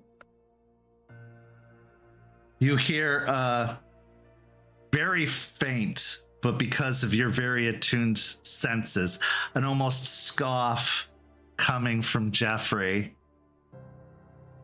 But it's so low and quiet that the judge doesn't even react. Very well. Then let's proceed, the judge says, and he starts spreading out some of the paperwork. According to our records, they have all of the necessary permits and inspections that are required. So why the inquiry, Miss Weiss? That's a wonderful question. And she'll pull out a small briefcase that she's had, and she'll pull out some folders. While looking into this deeper, we've looked into the ones providing the permits for Piney Point and their company. And it's interesting, the person facilitating these inspections, and she'll slide some papers over and look over at Klein, look back to the judge. Klein lets out a sigh and then looks towards the judge. Your Honor, this is obviously some kind of attempt to interrupt business. The permits were registered, the inspections done. What else could you possibly need? If the officials have signed off on it, no matter what Miss Weiss or whoever she represents feels on the matter, law has been followed and abided by. And I assure you that the inspector was perfectly capable of performing their duties. The judge looks over the paperwork and then takes the paperwork you have provided, and in that paperwork you've highlighted the past several inspections that they have done, which vary from health inspections to safety inspections to the handling of toxic waste. The judge furrows his brow a little bit as he looks over the documentation and compares it to the previous documents. Well, I will say this does seem like quite the discrepancy, Mr. Klein. An inspector capable of covering so much ground, so many different industries, is, well, attention-grabbing, to say the very least. Klein, not even bothered, sits back in his chair and crosses his legs. They're multi-talented, what can I say? The judge stares at Klein for a moment. Multi-talented indeed. But you need to get certain certifications to be able to cover this much ground. Do they have the certifications, Mr. Klein? Roll me a wits and insight as you look over towards your opposition.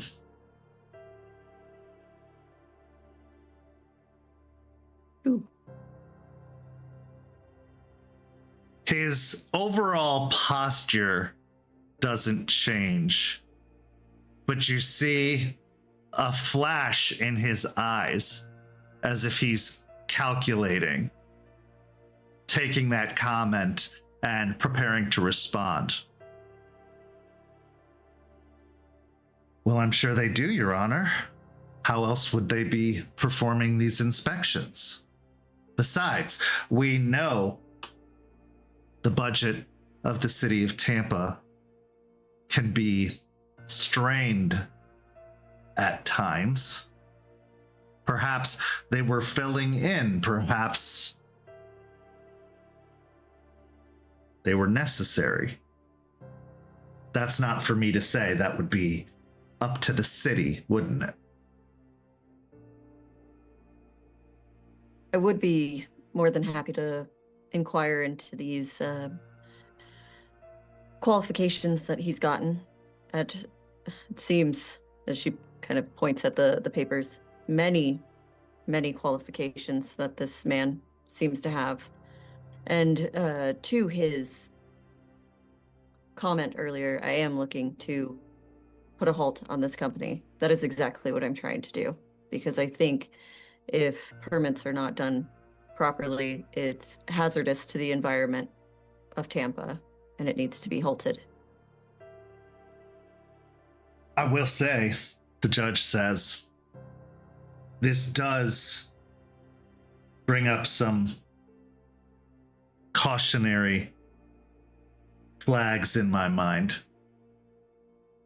And also, with the checkered history that Piney Point has, I have to wonder, Mr. Klein, why your clients chose that location specifically to set up shop, especially knowing the reputation that it has. Well, Your Honor, what better way to change people's minds, to show good being done, than to repurpose an otherwise seemingly useless piece of land for the good. My clients provide a service to help things grow, to assist in the environment, not harm it. And as you will see from those inspection reports, the inspector found nothing to be worried about and said that any toxic material that is being dealt with appropriately. Now, regardless of the other past issues that they've had,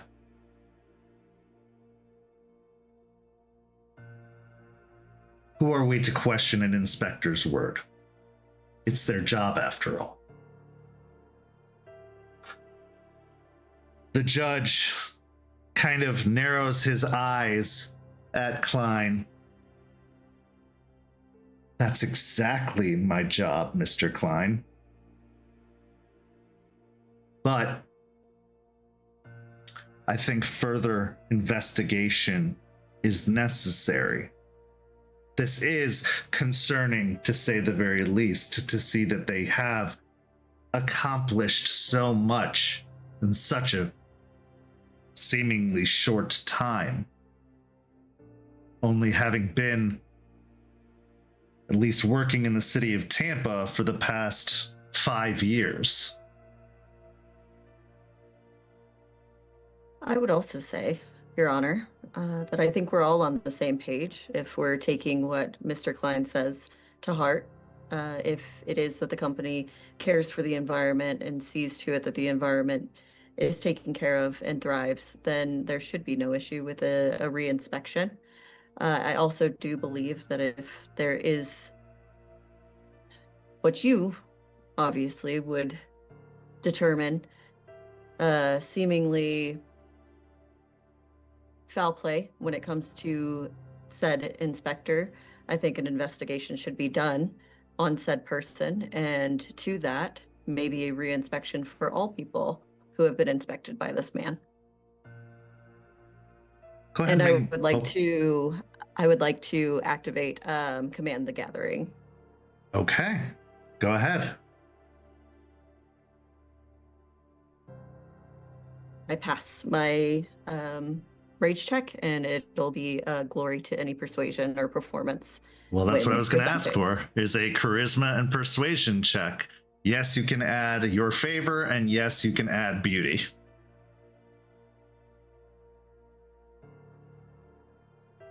What rage would you say, Matt?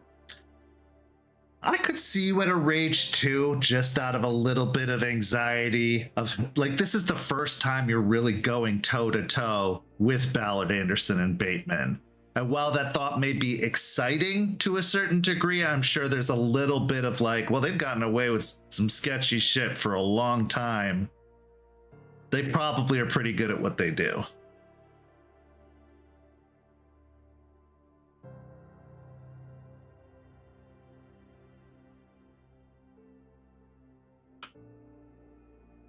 That would be 7. Okay. With 7 successes, the judge nods his head, seemingly drawn to you by your words. Well, I most certainly agree that an investigation into the inspector is necessary. This track record, these reports, something doesn't add up. You can hear a kind of cough grunt from Klein. Well, if the inspector is questionable, Klein says, that's all well and good, and I'm sure if it'll appease Helfrey and Weiss, another inspection could be done. Let's say we put something in the books for 3 months from now. We know how these inspection offices work.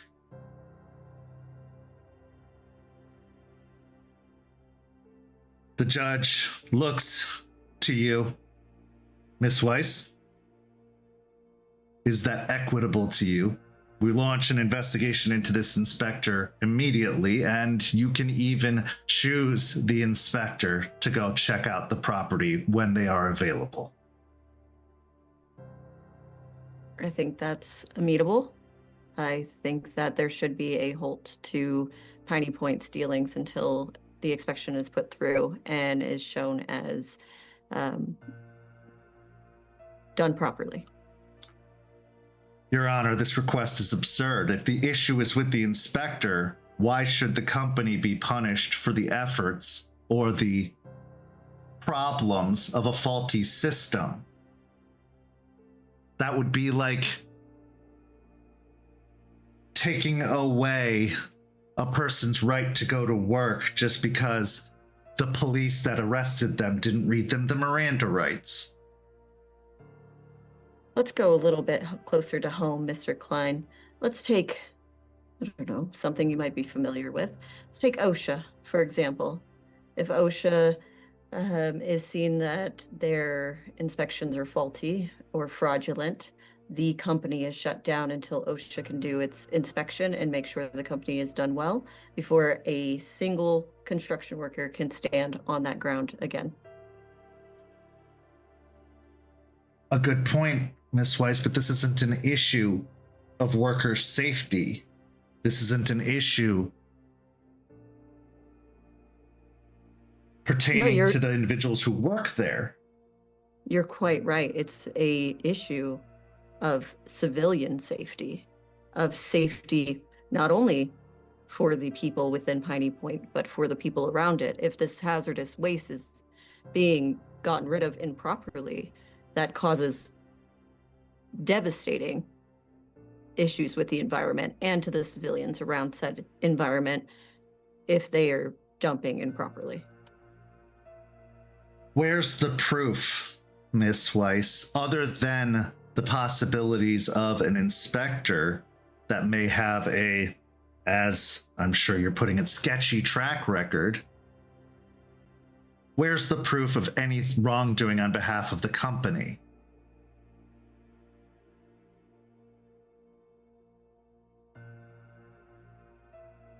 That's exactly what an inspector is supposed to portray.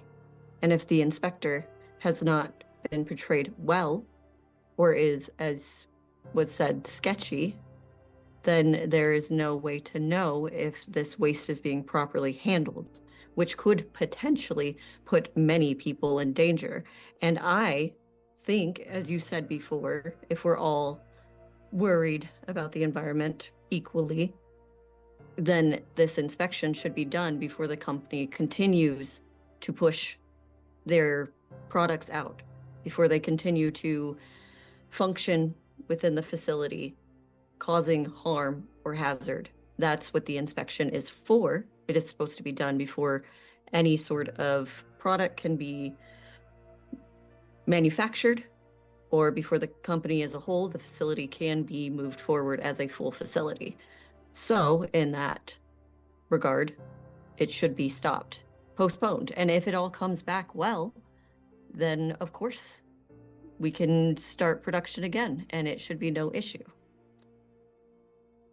Klein stares at you for a moment, and you can see a mixture of emotions in his eyes. But you can see intention and eagerness comes to the forefront as he looks towards the judge, breaking eye contact with you. While what Miss Weiss says is true, we aren't even sure that there is any wrongdoing on behalf of the inspector. Now, if something were to be brought about proving that there are issues with the inspection, are issues with the inspector, then you're right. There is no just cause but then to close the facility until an actual inspection is done. But this could just be an overburdened and overworked inspector. There's no actual proof of wrongdoing afoot here, just suspicion. And suspicion doesn't hold up in any court. Aspen will turn, ignore Mr. Klein, and turn to the judge specifically. Your Honor, I think for the safety of your citizens, our citizens, a halt should be necessary and a reinspection done as you stated previously. I think until then, we can't be putting Tampa and its people in harm's way just because we don't want to stop a facility that didn't do their due diligence in the first place to have a background check on their inspector. The judge considers your words, looking between the two of you.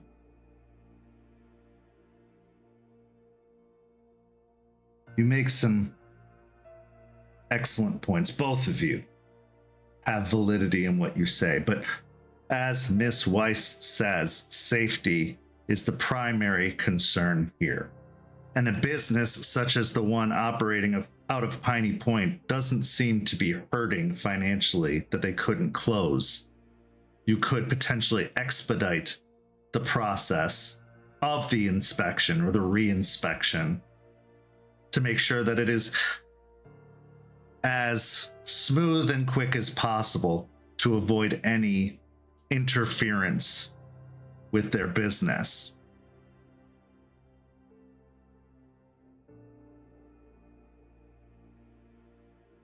Klein considers this for a moment and then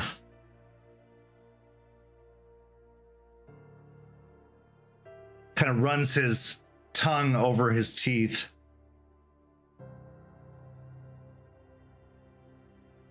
Very well, Your Honor. And then he says, but if I could say one more thing. And as the two of them lock eyes, he stares hard for a moment and then says, one word, refuse. The judge blinks after staring at Klein for a moment.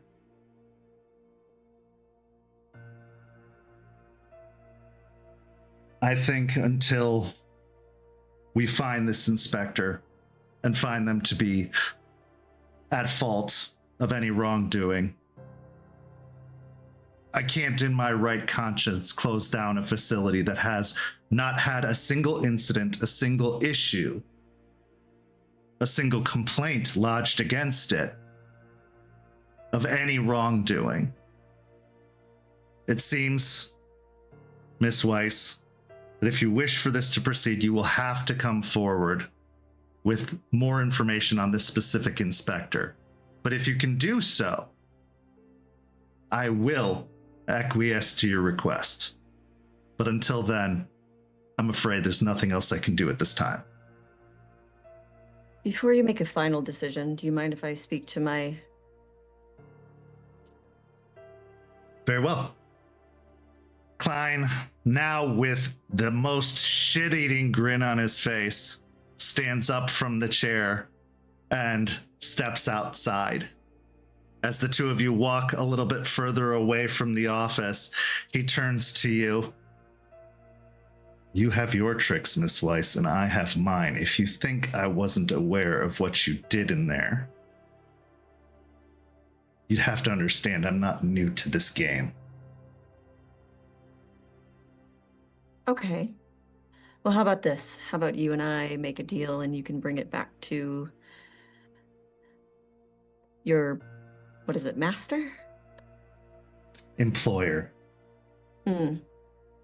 Well, if you give me this and I re-inspect a new inspector at Piney Point, I will not push the issue for all of the other companies that are under the same inspector. Ooh, No issue. Give me a charisma and persuasion on that one. That is a really juicy offer.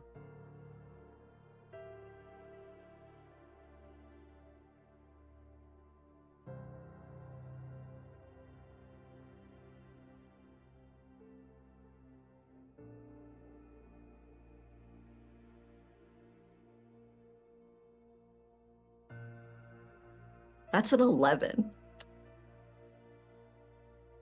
He considers for a moment.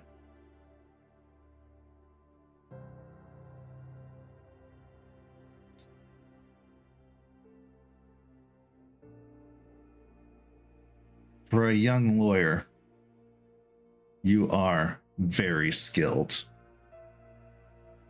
I'm sure Rachel would be proud. Give me a composure and resolve.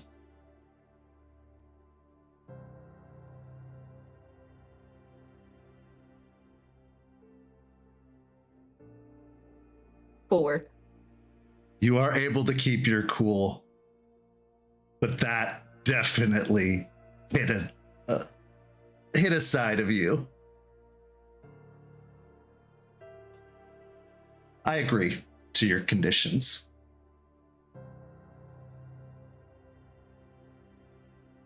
But I think you'll be surprised at what they find. Or maybe you won't. He turns and starts walking towards the judge's chambers. I walk in after. The judge looks up to both of you. We've come to a compromise, Your Honor, Mr. Klein says. We will cease operations and expedite the inspection process.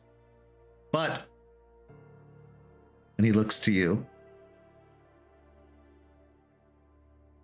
hopefully not for too long. Let's say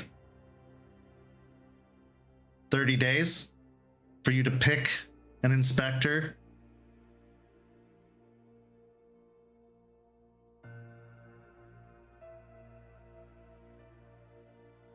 $60. 45, and that's as high as I'll go. Fine. He then holds out a hand to you to shake. It's a smile, but behind her eyes, there's just seething, and she'll reach out her hand. As you shake hands, you can't help but grip a little harder, but his grip matches yours. The judge looks between the two of you and says, "So ordered. Miss Weiss, you have 45 days to select an inspector, and get the inspection scheduled. Until then, Piney Point is to cease operations as agreed upon." "Thank you, Your Honor," Jeffrey says, as the judge writes down the order and decree. "Well, this was productive," the judge says. "There's nothing else." I appreciate your time, Your Honor.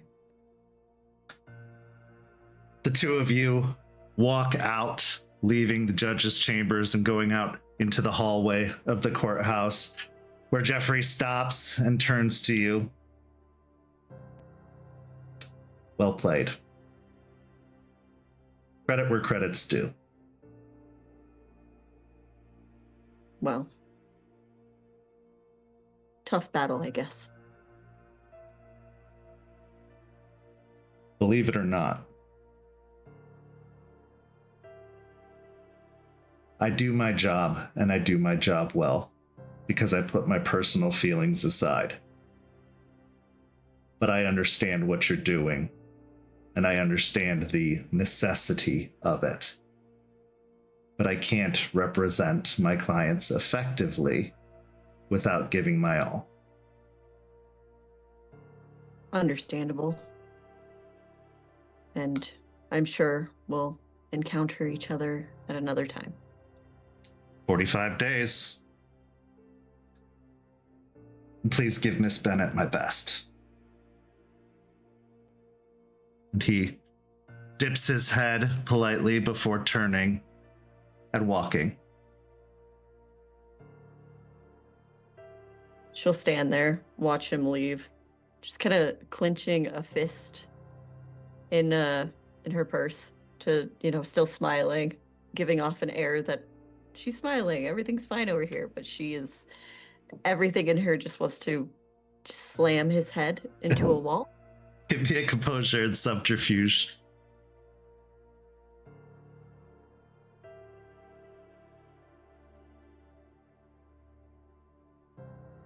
One. The smile is as fake as a smile could be. The anger behind your eyes is extremely apparent, but it doesn't stop his gait or cause him to turn. He just continues his walk, and while others that are in the hallway passing by might be like, "Ooh, this isn't unusual for courthouses to see two people that are adversaries while being polite in present company," definitely have that rivaling look, that predatory look in their eyes. But as you see him exit the courthouse, you have a couple of more forms to file for other business for the firm, actual business for the firm that affects nothing to do with the guru. What's going through your mind after this encounter?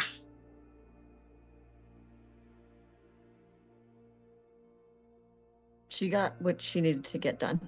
There's a hold that gives them room. It's not as much room as she was hoping to get, but it's enough room to get in and get things done, to have the fertilizer stopped so that we can come up with a solution to get rid of the plant issue without more fertilizer coming out.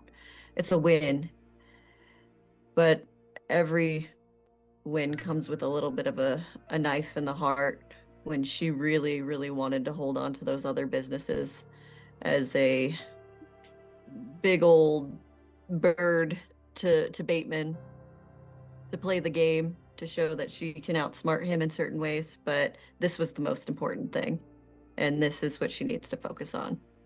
So it's a win, but it hurts. It hurts just a little bit. Just a little bit. There's a little bit of a sting there.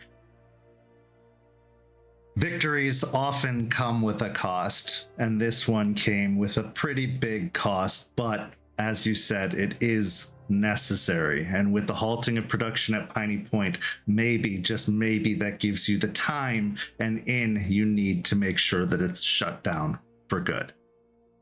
And with that, we go to our break. When we return, the pack hunts down the Vined Monstrosity. We'll be back shortly.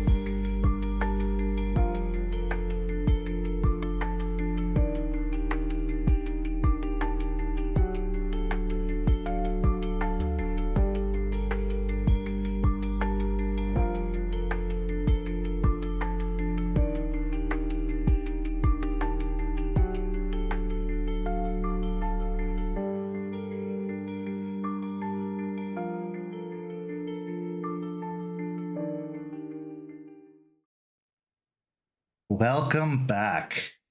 Here in the second half, the pack reconvenes. With Charles along for the ride, the hunt has begun. This is the time to track down that large vined monstrosity. The spear has been crafted, and even though it was a rush job, it was done expertly. Forged with a nice sharp point, even leather wrapped along the iron for hand grips so that it won't slip or slide because of the metal. You even see a small smith's mark has been kind of like carved in just below the spearhead. A set of wings spread out, arcing upwards. Now, it would have been more helpful, possibly, to have more hands for this particular mission, but Artie has been out of commission, to say the very least, for the last several days. In fact, Aspen, he has been sleeping about 16 hours a day easily, only getting up to drag himself out of bed to maybe eat, spend a little bit of time with you as best as possible, go to meetings before returning home to crash out once more. He is looking haggard, and you knew he was going to be of no use to you in this fight, even though he volunteered and insisted that he should go. Once you gave him the stern command to stay home, or request to stay home, he obliged, just saying, don't be afraid to run. Don't do anything rash or foolish. So here we find ourselves back where the monstrosity was last known to be, factually, near the destroyed bunker of the changelings.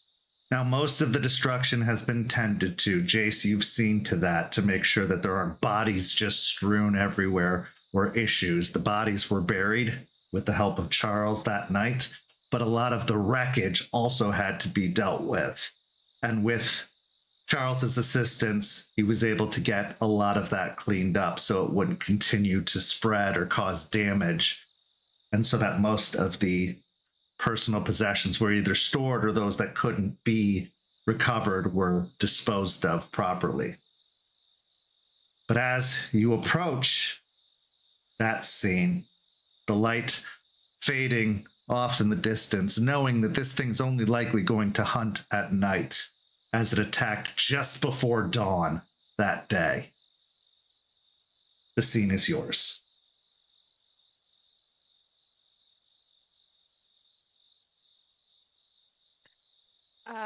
I'm looking at the spear, just expecting it, feeling its weight in my hands, like testing it, getting used to it.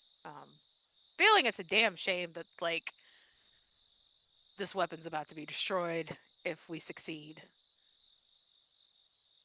As you test its weight, it is perfectly balanced, but it's still a little unwieldy for you, only because you're not used to using a two-handed pole arm. You're used to the comfort of your clave, which is even shorter than it originally was due to the pieces that are still buried in the corpse of Ryder, but it's a different kind of feeling, a different kind of weight. So you have to kind of change the grip and positioning, and eventually Charles comes up next to you and adjusts your hands and stance, showing that you need to make sure you have a good solid base on your back foot and that your front foot could pivot around to adjust your positioning, but that strong back leg is so important, especially if something leaps towards you and you need to settle back to pierce it. So he's giving you some tips and instruction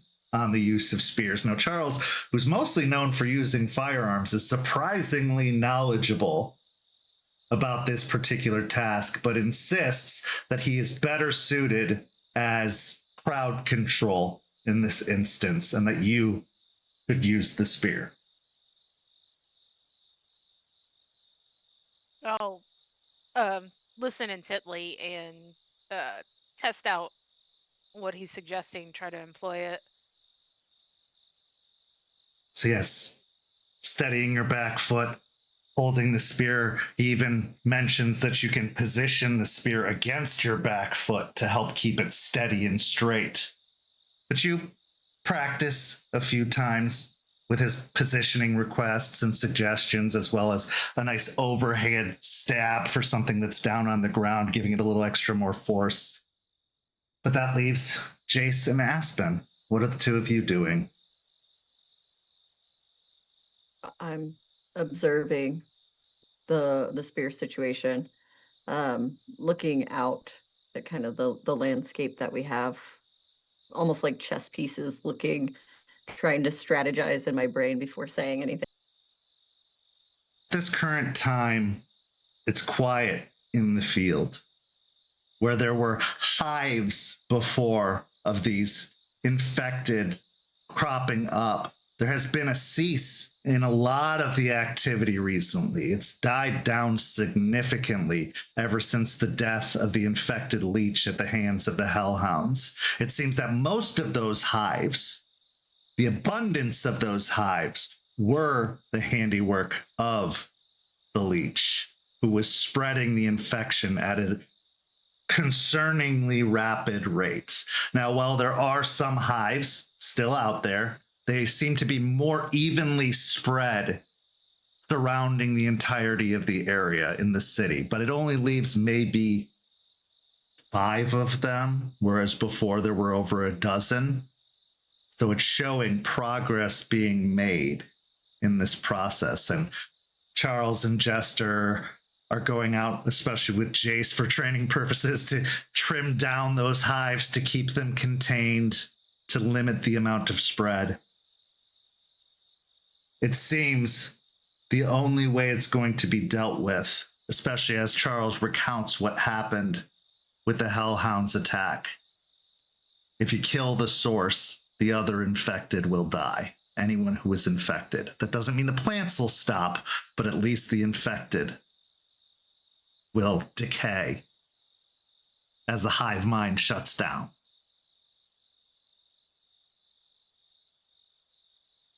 So, as you're studying the horizon, keeping an ear open to the instruction that Charles is giving Jester, Jace, what are you doing?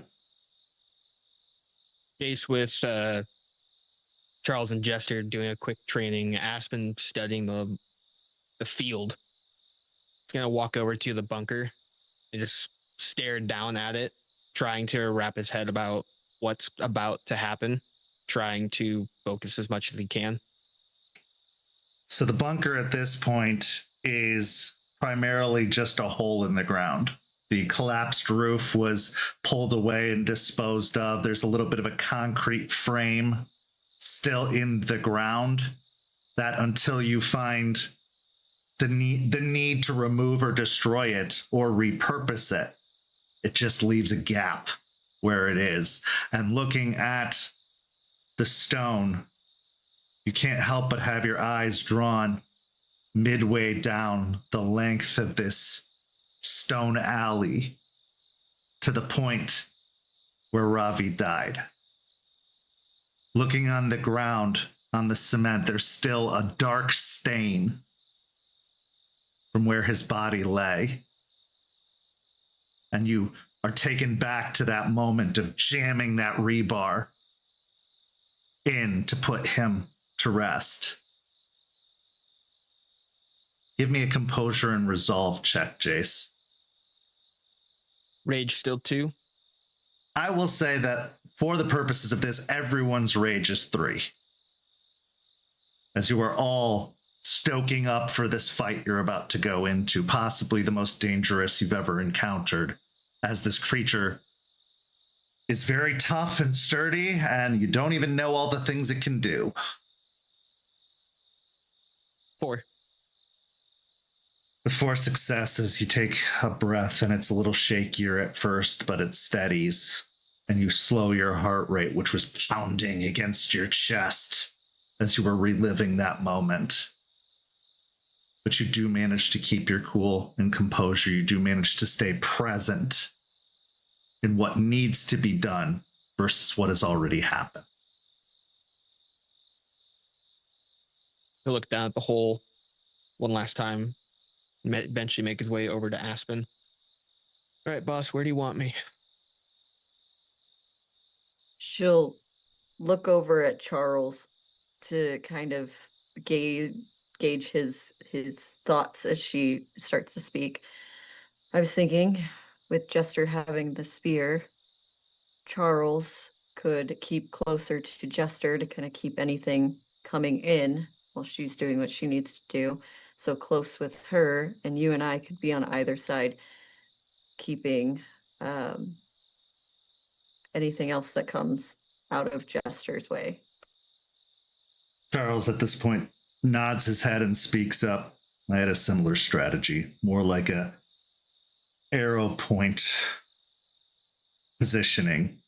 I will take the front in the direction of the creature itself. Jester will be in the middle, and either of you will flank, but slightly back in case any of them try to circle and move in. My goal is hopefully to keep the majority of them at bay and away from you, especially if the creature splits. Otherwise, if it stays whole, I am going to try and distract it as best as possible and keep it from splitting so that Jester can get a shot in with the spear.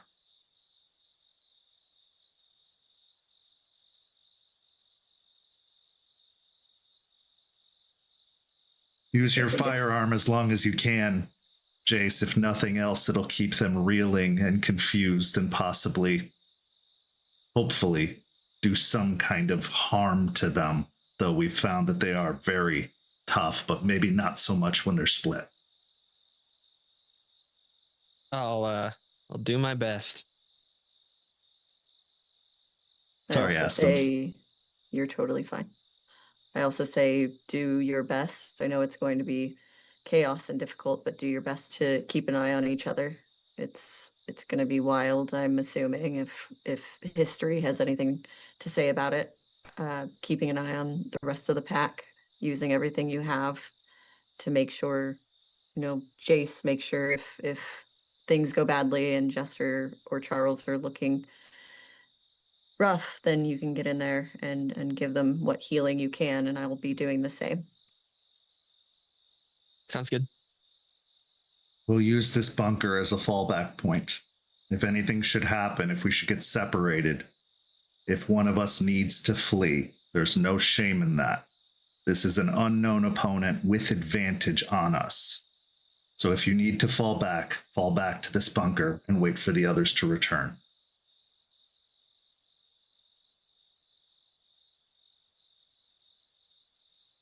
Sounds good. Before we go in, I would like to perform Song of Rage for everybody. Okay. Well, they're all extremely close. So I will say, what's the minimum difficulty on that? Like 2 or 3? Like, it is minimum difficulty. You're not trying to project out to anybody too far away. In fact, I'm not even going to make you roll. We're going to just say you took half on this and succeeded in stoking everyone's fire. But how are you going about stoking everyone's fire? What is your song and what does it look like? She's she's bouncing this bottom of the spear on the ground, kind of like to create a beat. But the song she is singing is Trophy Hunter by a band called Within Temptation, which is a song about putting an end to someone who only seeks out to kill for their own gratification. Okay. So as she sings the song using the butt of the spear to create a thumping sound on the ground, everybody gains 1 rage, putting everybody at 4 rage. Charles, go ahead. Oh, so I will make my rage check, but I will also gain a rage because I performed a song as a Galliard. So. Okay. So Charles bends down, picks up some of the dirt, a big handful of the dirt, lifts it to his nose and breathes in very deeply, as if trying to get a scent of this location specifically. He then moves to each of you, holding out the same dirt in both hands, and says, "You need to know this spot, even in the throes of combat. You may get disoriented, distracted for one reason or another, but something that will never fail you is your instincts." And he holds it up to each of you, allowing you to take a deep breath in, where you get sense of charcoal and smoke, but also mixed with a deep, earthy texture and grass.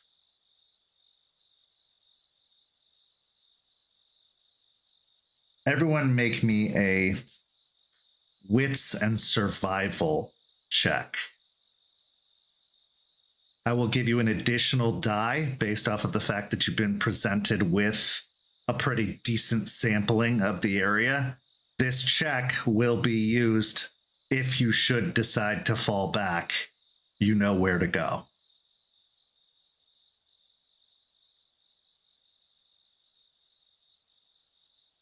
Jester, 1 success. Jace, 3 successes. Aspen, 1 success. Okay, Jace, having already a solid familiarity of this place, working to your advantage, you probably didn't need the dirt, but it's gonna help. It will definitely. That scent is locked in, almost like a kinseeker scent. You'll always know, at least for the next 24 hours, where this point is and how far it is from wherever you are. The other two, it's going to be a vague sense. You are not going to be necessarily as accurate, and you will probably need to make another roll should you decide to fall back to see if you can find that smell again. But at least you have an idea. 1 success is enough that you can pick out the smell with another survival check later on to follow it if you need to. Charles then looks to the luxury sedan and says, "Everyone get in." And he moves to the driver's seat. I'll climb in. Hey. So hop in the back and kind of just keep my distance from Jace. As everyone climbs in the vehicle, you start driving.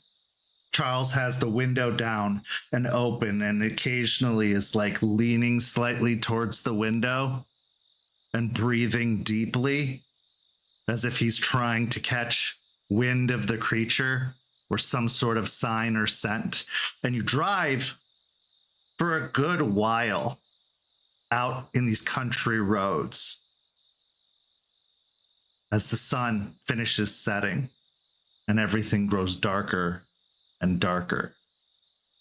Eventually, Charles makes an alarmingly sharp turn that causes everyone to kind of like jostle in the vehicle and starts literally driving across a field, like stomping down a bunch of grass. Everyone roll me a wits and awareness check.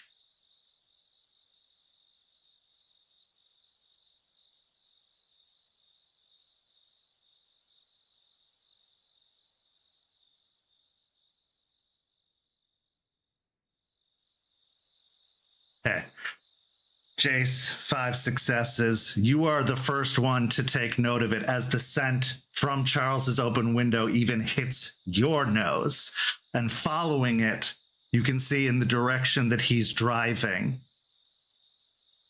a shape, a large shape, a silhouette in the moonlight, off in the dark, loping across the landscape, and it is massive. Unmistakably, this is the Vined Monstrosity moving across the field. I'll lean forward, like tap him on the shoulder and point over there, tree line. I got it. Charles hits the accelerator, speeding the car up, and he kind of looks slightly over his shoulder at all of you and says, "When I say bail, you bail." I would like to say, like, part of the reason I might have like failed is I am going to be like, while he was been driving, kind of looking within myself and kind of calling on the ancestors of the cairn and just my connection with the ancestors, like calling on anyone who can use a spear well, really, like to bolster my melee. Okay. I got 2 successes, so that's 2 an additional dice to melee. Okay. As you call out upon the spirits, visions of various battles enter into your mind. Battles that you've never been to in unfamiliar locations, but battles nonetheless that feel familiar in those moments. You see rampaging soldiers dressed in very, very, very vintage, out of date clothing, storming across a battlefield as you post yourself up with the spear in the exact same stance that Charles has taught you for them to only impale themselves upon the spear. Even as a horse leaps overhead, you lean back and bring up the spear, causing it to catch the horse and drive it down into the ground.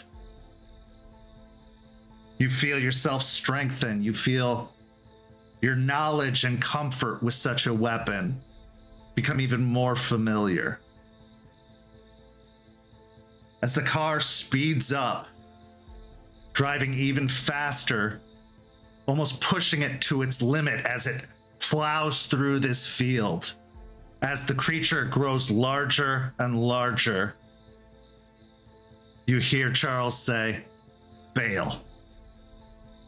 At which point you all fling open your doors and drop and roll out the sides of the car. Roll me a dexterity and athletics as you leap out of the vehicle and roll across the ground.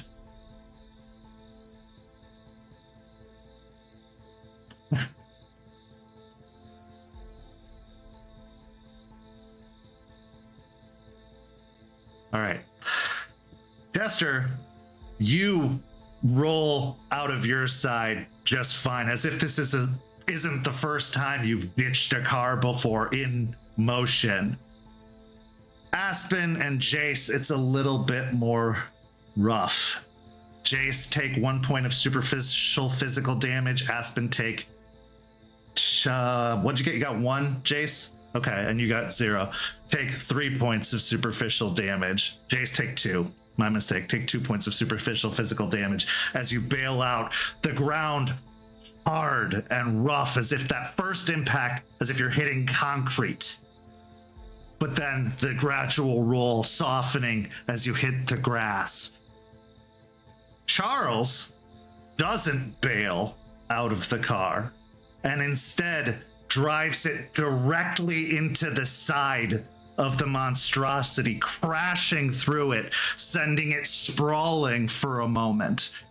As the vehicle comes to a sudden stop, hitting it, Charles kicks open the door and on his way out shifts into Krynos form, jumping towards the creature. Everyone declare your intentions, as now we are in combat. The creature at this point is probably a good 50 or 60 yards away from you, where you bailed out, but there's still things that can be done. So we'll start with Aspen, then Jester, then Jace. Okay, I'm gonna be running towards, after I get up, already scraped up, I'm gonna go running towards, I'm gonna go into Krynos as well, knowing that the only way I'm gonna be helpful is if I'm big and strong and bitey. But I can see the wolf, yes? Yes. Okay. Yeah, the moonlight is providing, since it is as close to a full moon as it can be without being completely full, as the full moon starts to diminish and go down once more. But there is so much light cast upon this field. You're far enough away from the ambient light of the city that there isn't a lot of light pollution drowning it out. You can trust your own natural instincts. Unless something terrible happens and the moon gets blotted out for some reason, you'll have sight throughout this entire battle. Okay, then instead of going Krynos first, I'm gonna, because it's a full action, I'm gonna do Fangs of Judgment on the wolf. Okay, and what does that do, and what's the roll?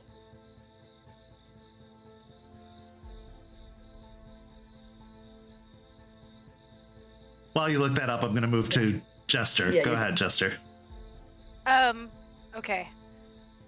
You said we're about 50. Can I make it and hit the wolf in this round? I would say if you can make a stamina and athletics test first, I will let you cover that whole ground, because football players can cross a football field in 30 or 40 seconds. But you are supernatural. You are even hardier than a football player, supposedly, and you could possibly make even more speed and distance than that. But it will be a stamina and athletics to see how much distance you can make. Okay, so first I do want to shift into Krynos, but then I will try to make the stamina and athletics with the neg 2, of course, to try to attack it this round. Okay. Yeah, so give me the stamina and athletics at neg 2 to see how far you can get. Jace. Jump out of a car, he says, and then go into Glabro and start running up. Okay, give me the rage check to shift into the demi-human form. Good on rage. Okay, so you are at the -2 transition penalty, which basically puts you down at your normal full dice pool. Is there anything you'd wish to attempt in this moment? The creature is its full shape right now. It is one large creature at the moment. Yeah. Yeah, as he's not gonna be stationary, he will be moving. So he'll do that roll for shooting, but he will be, as he's transitioning, trying to take a shot at the creature. Okay, give me let's go with a dexterity and firearms, as you were gunning it on this case and don't have a lot of time to aim. Aspen, did you find that description for me?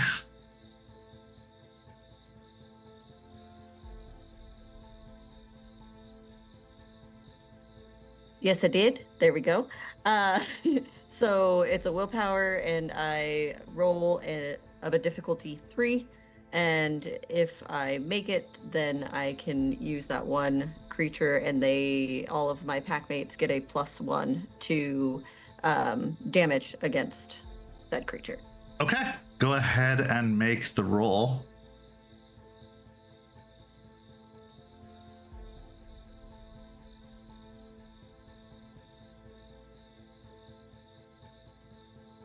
So my resolve and honor was a 4. 4. Okay. You get a +1 damage to the creature, which means no additional dice. It's just added to damage if you succeed on hitting it. However, when the creature separates, the bonus won't be added until it becomes whole again. So it has to be in its large, completed form for the damage to take effect. So if it seems like it's less effective when they're broken apart, that's why. But when it's big, yes, the damage will be counted, as that is your target at this moment. That is what you are doing. It becomes something different when it separates. Okay, basically you're targeting the core versus the actual creature. Okay, so Jester, what did you get? Or are you doing anything else, Aspen, other than using that? No, I'm just gonna run at it, kind of point in the direction and just yell "die" as I kind of form into Krynos, and I'm gonna go Krynos next. Okay, give me a stamina and athletics check as well. I want to see how close you can get, so I can have positioning in mind of everyone in this battle. Jace, I'd also like a stamina and athletics from you. It will not affect your shot. It will just determine how far you get into the conflict as you are running towards it shooting, is what I understood. Yeah. And Okay, 2 successes for Aspen, 3 successes for Jester. So to run up for the stamina and athletics, that's a 3. But to actually hit it, that was a 0. Okay, so maybe it was the running that affected this shot, but the shot goes wide, completely missing the target, even though it is a huge target. Possibly it hits the dirt a bit in front of it, or flies overhead. I'm going to say it hits the dirt in front of it as you're huffing and you pull the gun out and it just goes down and fires into the ground. But you are keeping pace with Jester. Jester, you clear. I'm going to give you... Yeah, I'll say you do get up to the creature with that 3 successes. Jace, you're a little bit further back as you were in the back seat, but you get closer to it, significantly closer to it. Aspen, you're trailing behind a little bit, but you aren't too far behind. You're basically diagonal to Jace, maybe 10 yards back from him, just a little bit. So you can't engage physically with the creature just yet until next round, but you are getting close. Jester, go ahead and roll an attack since you are close enough to do an attack this round. Okay, question. Is it reeling from being hit by the car? Yes, it has kind of gone off of its feet and down, and Charles is in mid-leap to jump atop it. Do I have, like, can I see, like, I know we had an idea, like, the core was in its chest, if I remember correctly, That's the guess. Yeah, that's the hope, but it is a weird creature.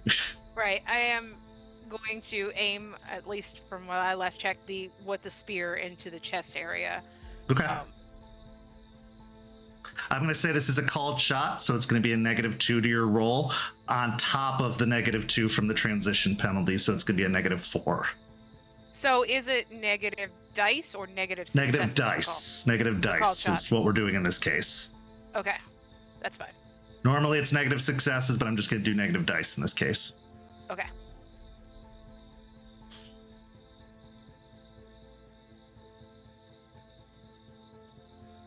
Three successes.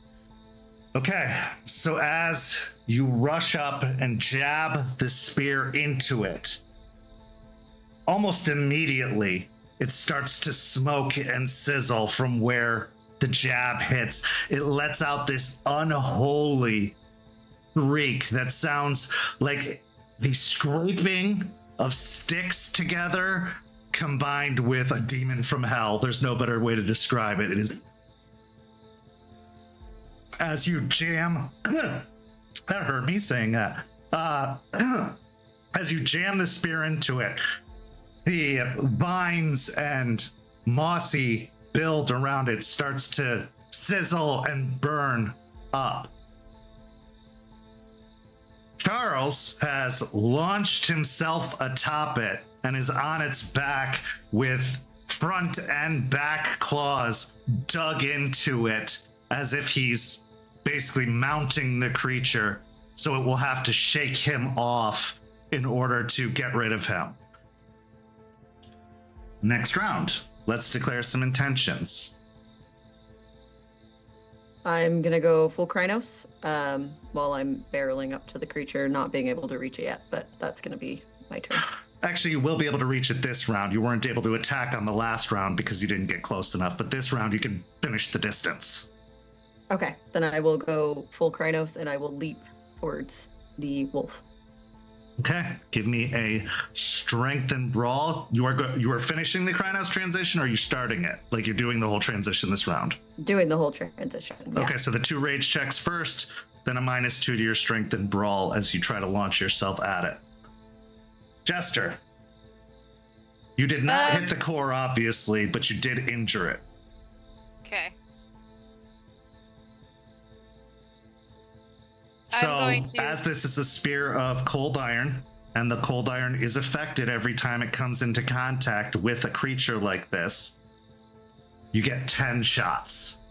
10 contact hits before the spear is useless. Now you're down to 9.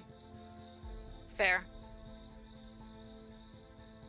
I'm going to look up, like, where Charles is. Is he just going to try to rip into it? He is trying to tear away its outer shell as if to expose the core as quickly as possible. Okay. But he's on top. He's getting He's in there ripping from somehow. the top, right? Yeah. Okay. He's also trying to distract it too, to provide you guys openings where it doesn't fight back or attack. Right. And I get that. I think I'm going to, at this time, swipe at it with my claw or my open hand, like my free hand, saving the spear for now until I can get a better view of the actual core. Okay, I'm going to call this a dexterity and brawl attack, only because you are holding the spear with one hand away from it. You're not dropping the spear entirely, so that kind of limits how much you're able to do with one-handed claw. Okay. And it does take some juggling and jostling to be able to do both. But yes, you can make that attack. And then Jace. Taking his position in the back, gonna do a quick surveillance on the sides, see if anything else is coming up. Okay, give me a wits and awareness first, and then I will let you make an attack if you choose to.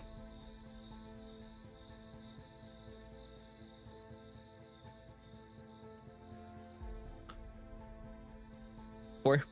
Okay, you don't see any other opponents on the field. This thing has never ran with a group. It's always come independently. It just happened to show up at the time you guys were fighting a hive. But it seems like it is its own group because it can separate into several different entities. So it doesn't bring minions when it's out hunting or anything like that. So as far as you can tell, the whole battlefield is wide open aside from the one creature. And I assume you're taking a shot as well? Yeah, so he'll position himself and take a shot. Okay, so this can be a composure and firearms if you'd like, or a dexterity if you want to swing and gun it. Okay, so Aspen, what did you get? So I failed one of my rage, so I'm at 3, but I got 5 successes to leap, and I want to try and bite at like the shoulder or wherever I can get to. So as you launch to attack it and you clamp down, you find yourself gaining no ground. Like you make contact with it, but when you try to bite through, its hide is so hard and tough. Even if it's made out of vines and brambles and moss, it's just so tough you can't get any grip on it. It's just deflecting you. Jester, you are swiping with a claw. Swiping, trying to dig to the core too. I got 9 successes with a crit. Okay, so with 9 successes, you do end up clawing and taking away a bit of the bramble hide of this creature, digging into it. You see some ambient light glowing within it, but it is so widespread, it's hard to tell how close you are at this moment. But you can tell you are starting to expose it with that claw attack, that it is giving you a better idea, but not a perfect idea. Do you know what I mean? Like, you're not going to get a solid shot based off of this one action, but you do get a better idea with that claw rake as you tear apart some of its hide. Jace. As 4 with a crit. 4 with a crit. Okay. As you fire, it does hit, but it does not penetrate the hide. It actually deflects off of the hide, strangely enough, showing this hide to almost be like bulletproof to a certain degree, unless a well-placed shot hits some of an exposed area. It just deflects. So now I need everyone to make me a dexterity and athletics, and yes, I said everyone.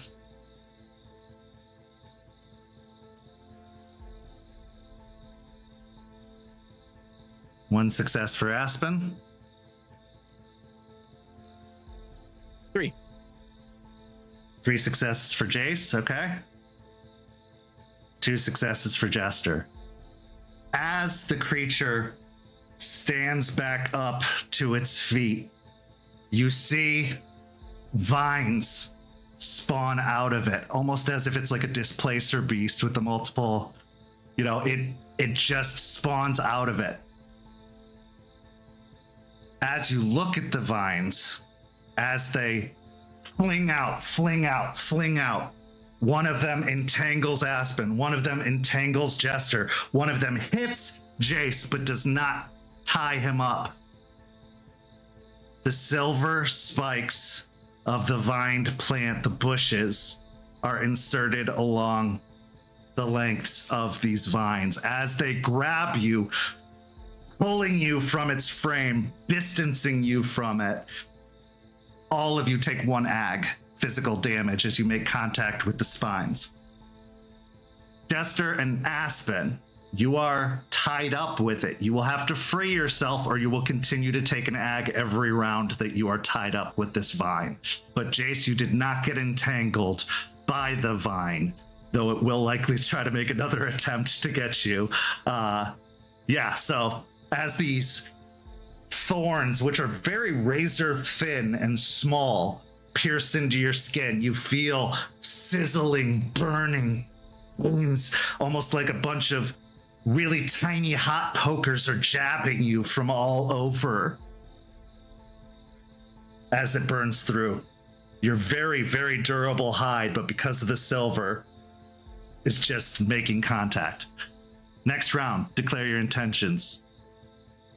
Jester, you will not be able to make an attack on its body at this moment because it's got you entangled. But Aspen, start with you.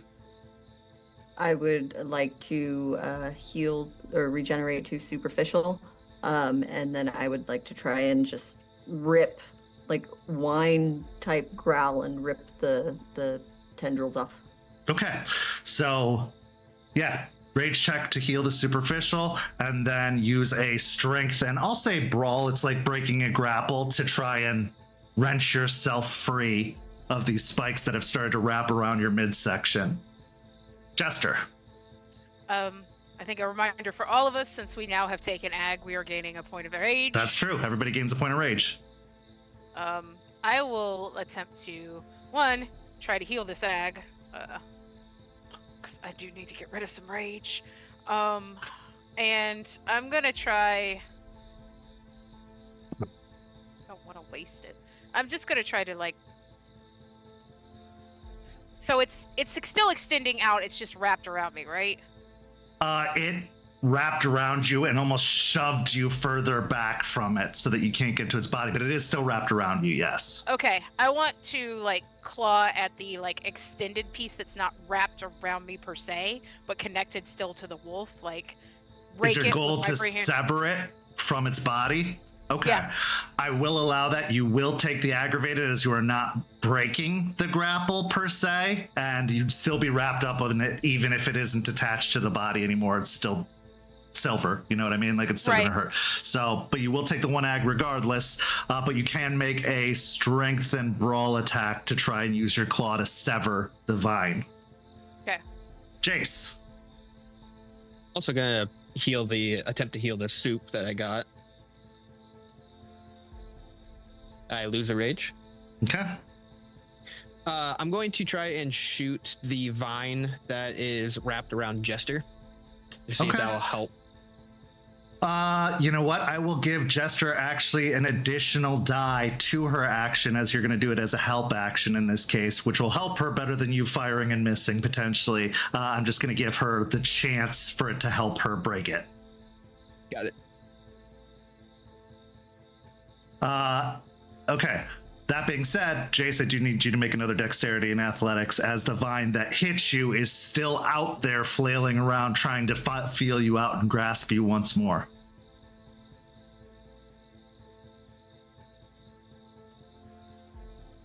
That's another 3. Okay. It is going to, once again, hit you for 1 ag, but it is not able to grasp you still. It's not able to get you completely coiled up at the moment. Aspen, what'd you get? I failed my rage check, so I'm still at a 3 because of the attack. I rolled a willpower, and that got me 8. 8. Okay, so with a willpower, you are able to force the vines off of you. You will not take an ag this time, since it was still burning from the previous attack. You are able to break free of it. And I'm gonna say with an 8, not only are you able to break free of it, you're able to grab the vine and tear it out of the side of the creature, making the vine no longer prehensile and able to grasp. It is just loose on the ground as you tear it out and toss it to the side. Jester. I got 6 successes. 6 successes. I also failed both my rage checks, so I'm down to 3 rage after healing. But Okay. So with 6 successes, you are able to sever the vine from the body of the creature. You are still tangled up on it, so you still take that 1 ag, but the difficulty is lowered for you to be able to remove the vine from you as it was before, because it's not squeezing, it's not grasping, it's just basically like poked into you like stickers when you pass a bush. They're just holding on to you. But yeah, you should be able to like uncoil the vine next round pretty easily with a good strength and athletics or brawl. Okay. So, next round. Charles, meanwhile, is atop this thing, but a vine has gotten him. Although, in a similar fashion, he has broken free of the vine and has torn his vine also out of the creature, tossing it off to the side. It's distracted him from breaking apart the hide for the moment, but he's still there. Aspen, we'll start with you. Okay. I'm going to try to heal the ag, to regenerate the ag that I have. Is there any more kind of vines out? At the moment, no. There was only 4 vines out, 1 for each of you. Okay. Then I'm gonna try and, after ripping it off, I'm gonna try and get around to the hindquarters of the wolf to kind of add to the distraction while there's like ripping happening towards the front of it. Yeah. Okay, so as you move around back, you're still planning on attacking the back of it? Okay, give me another strength and brawl. Jester, you got the vine still wrapping you, which is going to make the spear useless for the moment. You can't really do anything with it until you're free. yeah, I'm gonna free myself. I'm gonna untangle myself from it. Okay, so give me a strength and athletics or brawl. I'll leave the choice up to you how you want to do it, since it is technically a grapple, but it's also not really that opposed. So you could choose which roll preferred is yours. Jace. So that vine that was attacking or striking me, that one's gone now? It's still going. No, it's still out there. It's still going? Okay. Yeah. All right. Because it hasn't been removed or severed or anything. It's still flopping around, reaching for you. Focusing on him now that you've been hit twice with ag, gonna try and shoot the vine that's flailing in front of him. Okay. Give me a composure and firearms. Yeah. Since you have to aim for it, since it's a moving target and it's not as big as a body, it's a little harder to swing and gun. Aspen, what'd you get? I lost 1 rage, so now I'm at 2. And I got 5 successes. Okay. So with 5 successes, once again, you grab onto it. An attack like this probably would insta-kill a mortal. But you just can't get through that hide. Your claws are digging into it, scraping it, but you're not coming away with any purchase. Roll me a dexterity and athletics as it tries to mule kick you off of it. 1 success. Okay. One of its large hind paws just thuds into you, sending you flying backwards. Take 2 superficial damage already halved as you go flying back away from it, kind of rolling across the ground. Not too far that you can't get back into it next round, but enough to give it some space away from you. Jester.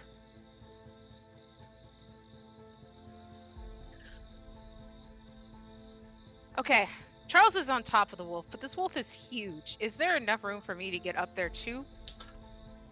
Well, you have to uncoil the vine first, but potentially in the future. I got 5 successes. Okay, yeah, you're able to get the vine around you. That's your action this turn, as it does take a moment to get all those pokers out of you. Yeah, there's plenty of space if it's in its fully composed form for you to get up there. Okay. Yeah, so but this whole round, you're just pulling it almost like you got wrapped up in a sticker bush of vine. You pull it all out, not taking any further damage, as it is just the residual damage from the last turn. So, yes, you are free. Jace. Burnt a will. I got 1. Okay. So in this case, roll me another dexterity and athletics as the vine tries to coil you up.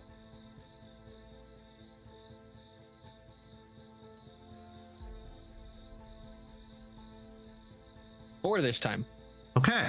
So this time, as it hits you, it is only going to do 2 points of superficial damage as it hits you with the vine, but none of the stickers get you. None of the thorns get you. But it's still a very strong, powerful accessory that is slapping you effectively. Okay. So, at this point, the wolf separates, breaking into 7 pieces. 7 smaller, separate wolves emerge from the massive form, sending Charles almost dropping to the ground as it does shrink in size significantly as these 7 basically dire wolves break off from the hole. 2 of them are going to go after Aspen. 2 of them are going to go after Jace. 1 of them is going to go after Jester, and 2 of them are going to stay with Charles. Okay. As you see these vined dire wolves rushing towards you, an abomination of nature to be sure, as nothing should look like this, with green burning eyes and a skin primarily composed of moss and leaf and wood. Declare your intentions. Champ, we'll start with you with Aspen. Okay. I'm gonna yelp and slide across the field, seeing it separate. I'm gonna lift myself up and just howl straight up at the moon, and then just slash at one of them, only one of them. I'm gonna get my claws into one. Okay. Did you want to regenerate any this turn? Yes, I would like to get rid of 2 superficial. Okay, perfect. So as you feel the wounds starting to close up, although most of them are internal after that donkey kick into your chest, you feel yourself getting better as you reach out to slash. Are you slashing at one of them, or are you separating between the 2? Just one.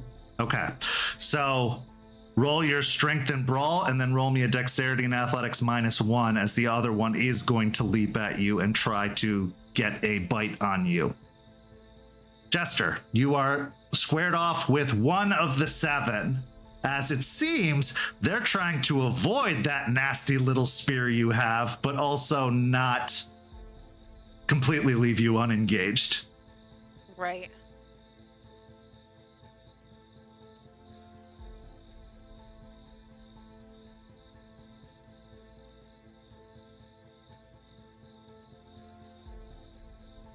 I want to try to knock it on its back. Honestly, flip it over, because I know it's coming in like a wolf does, trying to bite and dodge out. I'm trying to get under its neck, chin and area, and just kind of flip it over. Okay, and you're using your claws for this, or are you using the spear? Claws, not the spear. Then give me another strength and brawl as you try to wrench it up and almost suplex it over you to get it on its back. Okay. And Jace. Now the vine is gone. It is not attacking you anymore. It has disappeared back into the hole of the creature. I'm going to attempt to heal the soup that I got. I lose another rage. I'm going to try and shoot the closest one running at me. Okay. So,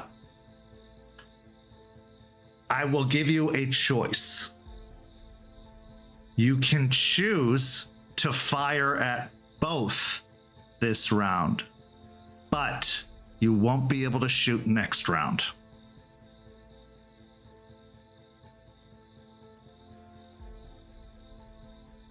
Even dice pool on both for this round? Like I get to use the full pool for both, or do I have to split the pool? Since we're succeeding at a cost, being that you can't use your gun next round, I will give you your full dice pool for both. Deal. I'll take that. Okay.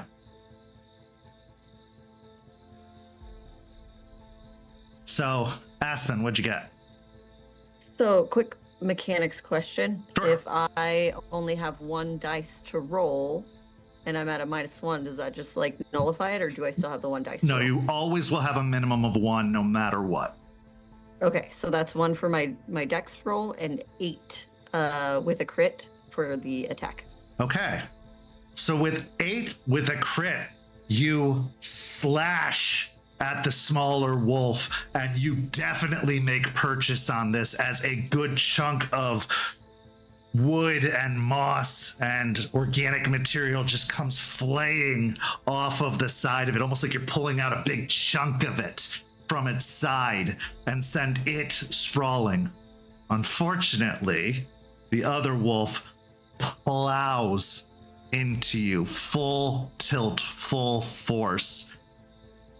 And as it bites down, you notice the silvery gleam of the thorns in its mouth as it bites onto you, doing 1 point of aggravated damage. It will not stay attached, so you don't have to worry about that. It's just biting and going. But yeah, you take 1 point of aggravated physical damage as it buries its teeth into you. Jester. I got 8 successes with a crit.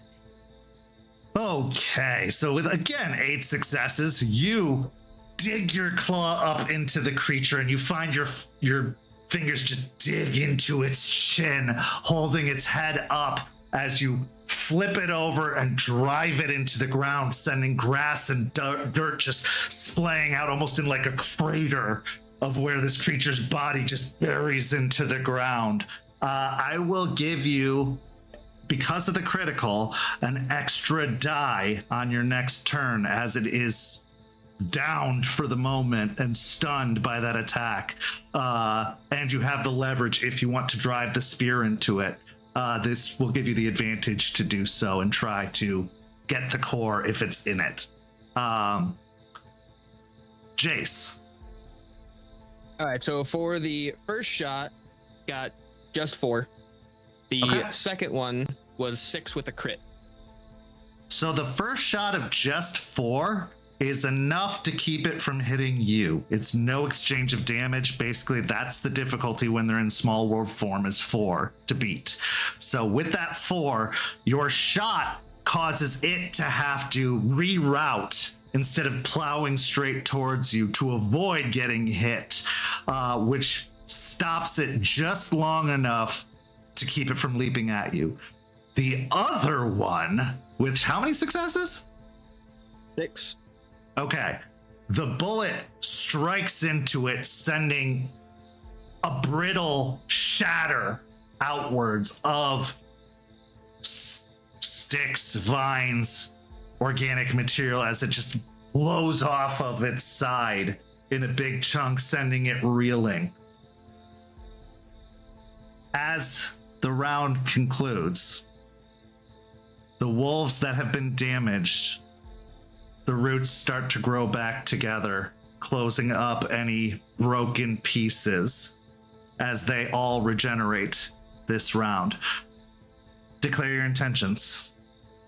Okay, as I kind of tumble getting slammed, I'm going to regen the ag that I took, or attempt to. And then I would like to get in an angle where I can hit the one that I hit really hard and just slam it into the other one. So I'm going to split my pool between the two. Okay. I should say, the two that were leaping at Charles, he grabs both of them and slams them together, almost like clapping them together before sending them dropping to the ground. I'm also going to say, actually, he slams them together, and then football throws one of them towards the one that Aspen is fighting, causing it to hit that one and go sprawling as well to detach the bite it has on you. He is carrying the other one as he runs over in your direction to assist you, now that you have 3 technically surrounding you, but 2 of them are dazed and confused. So, sorry, Aspen, what was your intention? So I want to, the 2 that were on me, I want to get at an angle and slam the one that I hit, that I clawed into. I want to slam it into the other one that bit at me. So I'm going to split my pull between the 2. Perfect. Go for it. I'm actually going to give you 1 assistance help die on one of those, being the one that he hit with another one. Jester. So seeing, because at first I will like, kind of glance up but seeing that Charles is like helping keep them off of Aspen, and Jace is actually doing fairly good for himself instead of like actually pushing the spear, because part of me really doesn't believe they'd bring the one with the core towards me with the spear. I'm going to rip into its chest, like scoop it out, seeing if I could see the core. So as the core mechanics work, I'm going to tell you this. It can't intend. It is completely up to chance. So anyone you hit, you are going to roll a d10, and I have a number in mind. If you get that number on the hit, it is the core. So I will tell you, it has no strategy here. There is no strategy about which one gets sent where. It is literally up to chance and luck. But you can do that if you'd like to examine to see if the core is in it. But I'm going to tell you it's completely random. Well, it's good to know it's completely random. Also, I'm pulling a d10 with numbers out, but yes, that helps. I think I'm still going to do that because I want to check. All right. Well, I will give you the +1 die anyway, because you have it buried in the ground. You can get a good grip on it and start to tear at its chest, which is supposedly where the core will be, no matter where it's traveling. You could start to tear it open to see if you can get any insight into this one. I will say I will put one, like, paw on its body so that I can rip into it with my like free hand. Okay, so you're basically grappling it or pinning it with your foot while you are tearing open its chest. Okay, yeah, give me the roll. Strength and brawl for that one +1. Jace. I'm just chilling this one. I'm going to heal an ag though. Okay, they will be coming at you, so I need a Dex and Athletics or Dex and Athletics full pool, and then Dex and Athletics -1. Because both of them are going to come leaping at you. Aspen, what'd you get? So I got 5 for the one that I attacked the first time, and then 4 on the one that bit me. Okay, so with the 5 for the first time, you are able to do a little damage to that one as you swing it and hit the other one. The other one doesn't take any damage from being hit by the one you're swinging, but it will not be able to attack you this round. It is basically just taking the hit and preserving itself as best as possible. Okay. Jester.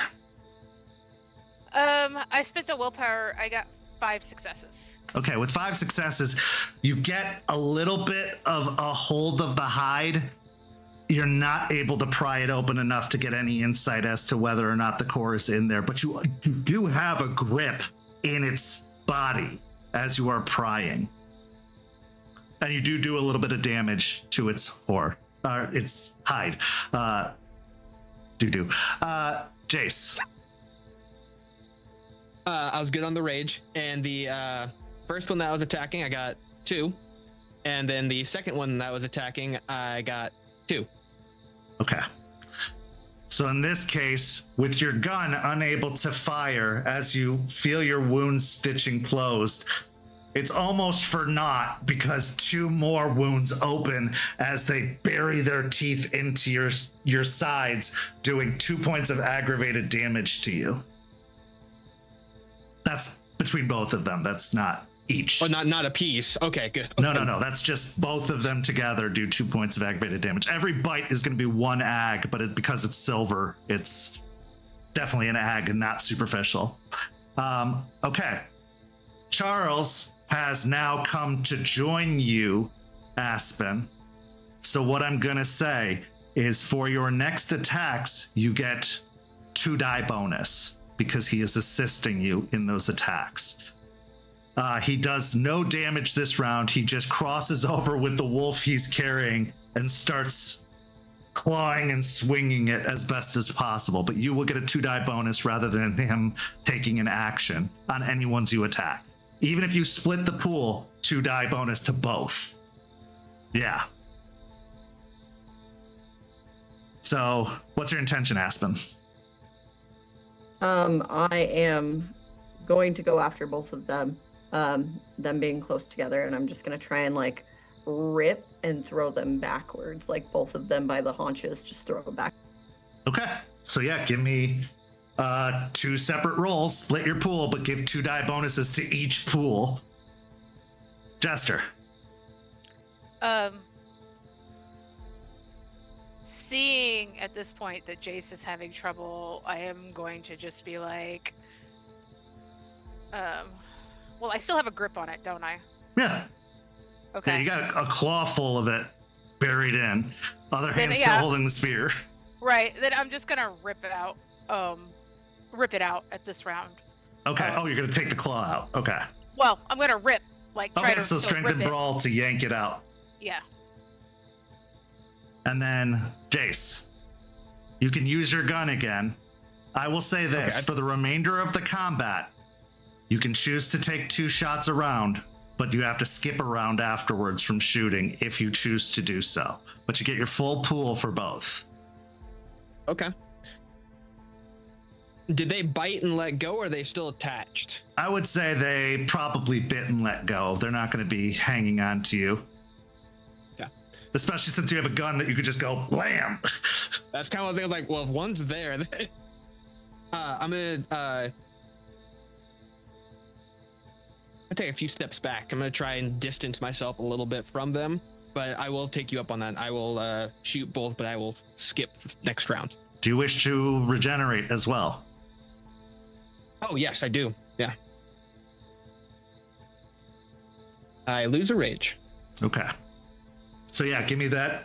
Actually, you can use dex and firearms if you choose, since you are moving as well as firing. Yep. But you can also do composure if you prefer to aim. Aspen, what'd you get? So I spent a willpower and I got 6 on one of them and 4 on the other. Okay, so again, hitting one, you are definitely making contact and starting to break through its hide. The other one just is kept at bay with that 4. 4 and 4, it's just kept at bay. But it was successful. Charles is also fending off the other 2, the one in his hand and the one he threw at you. But he will continue to grant you that bonus while he is close to you. Jester. I got 8 successes with a crit. Okay. As you tear your claw out, tearing open its chest in the process, roll me a d10 to see if the core is inside that chest. 4.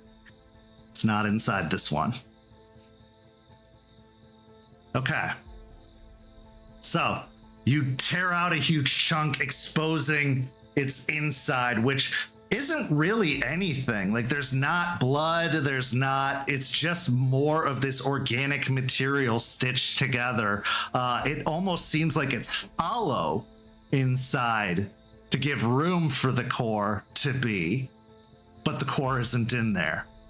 So it does do a significant amount of damage, but it is, again, going to start stitching up as it does every round. And it is at a rapid rate, these things are stitching up even more quickly than your supernatural healing does for you. Okay. Jace. 5 for the first one. Yeah. 2 for the second one. Okay. So with your 5 for the first one, you blow a small chunk off of its side. The second one, however, does come in for another bite, doing another aggravated damage as it buries its silver pointed thorny teeth into you. Okay. Aspen, declare your intentions. Okay, so knowing that we have to find the core, is there a possibility that I could just, the one that I've been kind of ripping at, can I rip at its chest and see what I can get? Yes, you absolutely can. If you want to focus all your energy on this one, I will say this, you have to get 7 or more successes to get enough in there to yank it out. But if you do get that 7 or more successes, you will be able to expose it to see if the core is inside.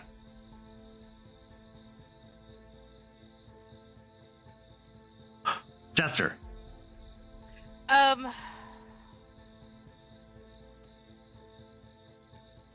Oh, and Aspen, roll me a Dex and Athletics -1 for your trouble, since you are focusing on one only.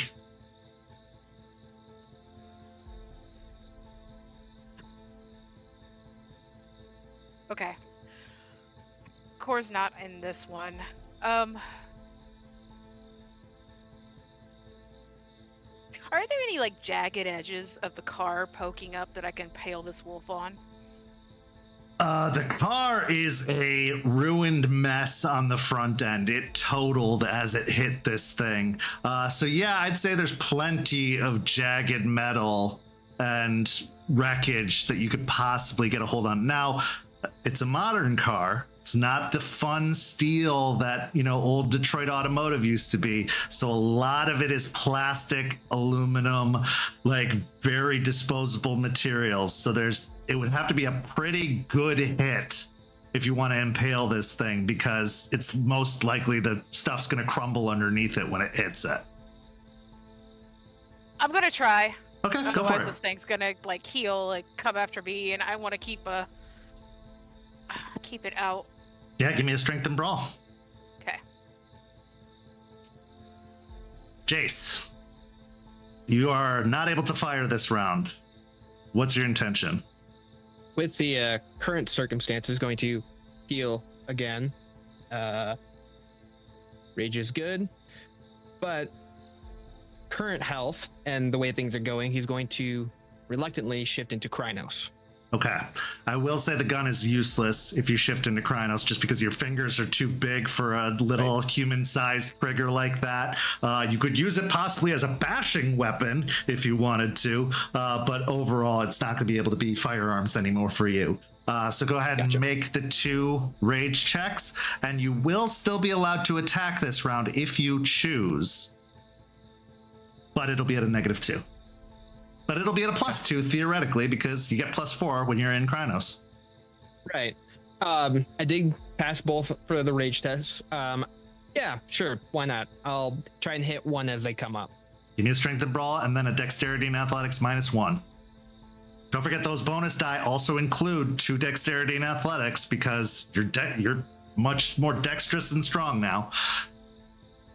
Aspen, what'd you get? Okay, so I spent a willpower and I got 8 with a crit, but I didn't realize that I also have a brutal. Okay, so tearing open the entire hide of this creature, roll me a d10 and tell me what you get. I will let you re-roll on a 4 because the 4 was already rolled. I got a 6. It is not inside this one. And then I rolled absolute 0 for my dex. Okay. Take an aggravated point of damage as one bites down on you. The other one is useless and unable to do anything. But yeah, take an aggravated. Jester. I spent a willpower as well. I got 9 with a crit.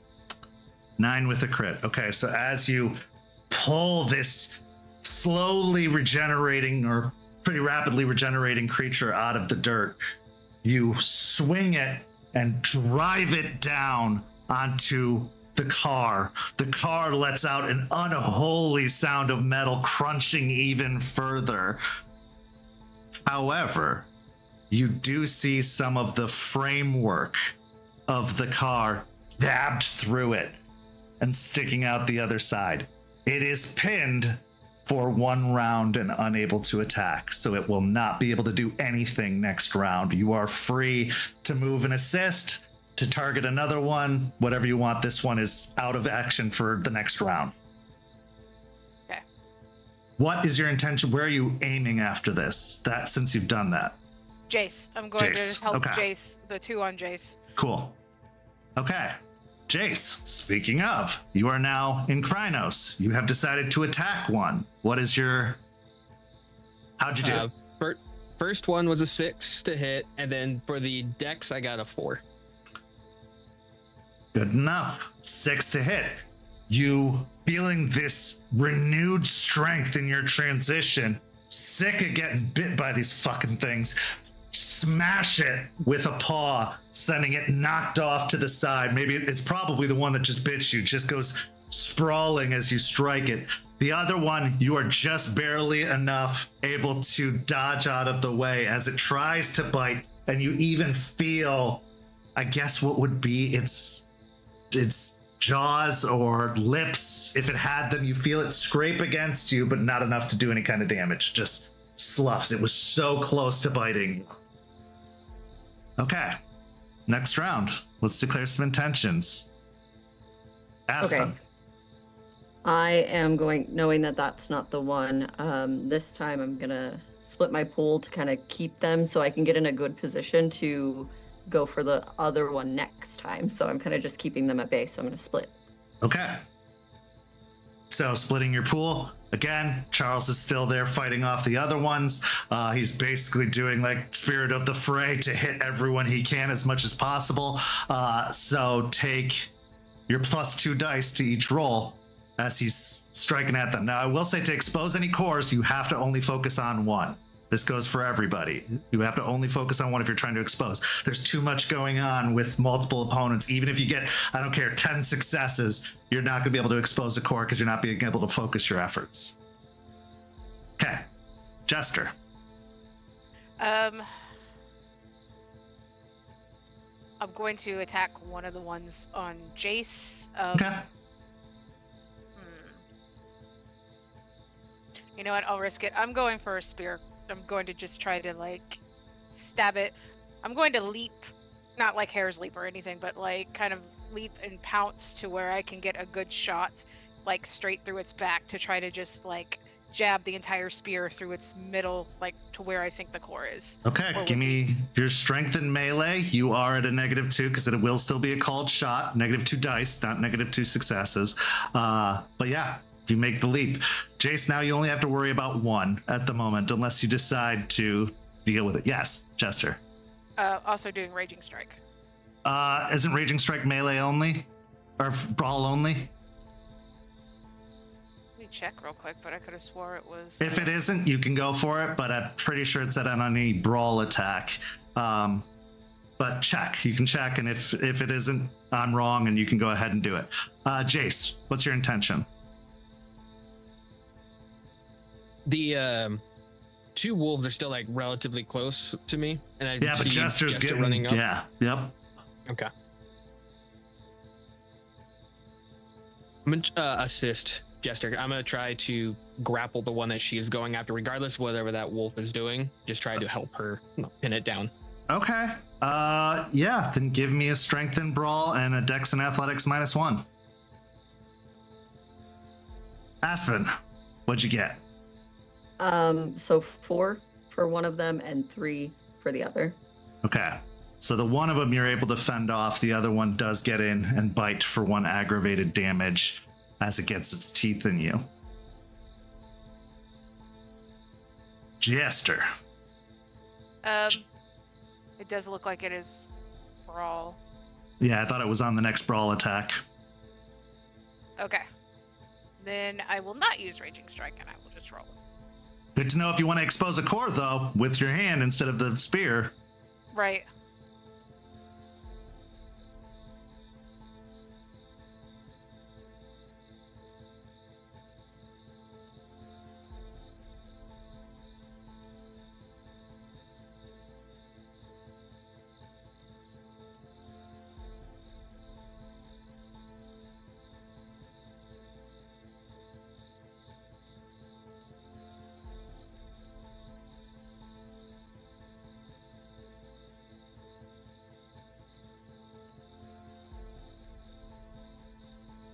gonna spend a willpower. Okay, as she's rolling that, Jace. To go for the pin, I got 5. For the dex, I got 3. Okay. And I did burn a will for that.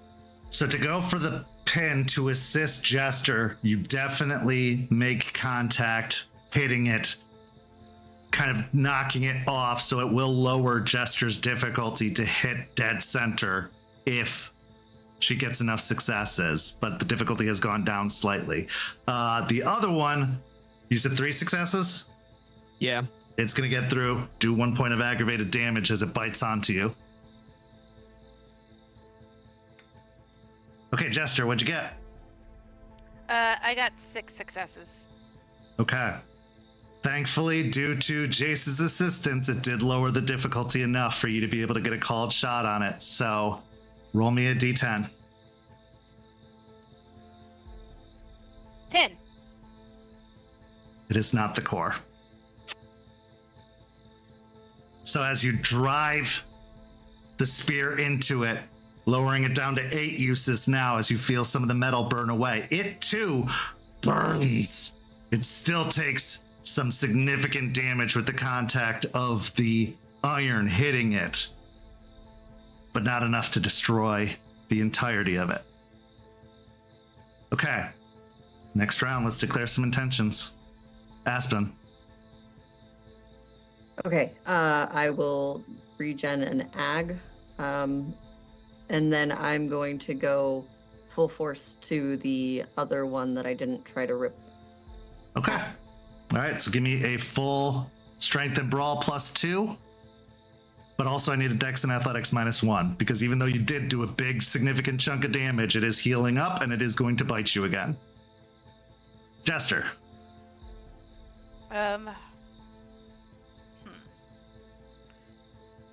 Jace has got this one pinned, though, right? This one is At pinned. the moment. All right. Then I'm gonna go and try to. Now there's the other one that just bit him that you have not checked yet.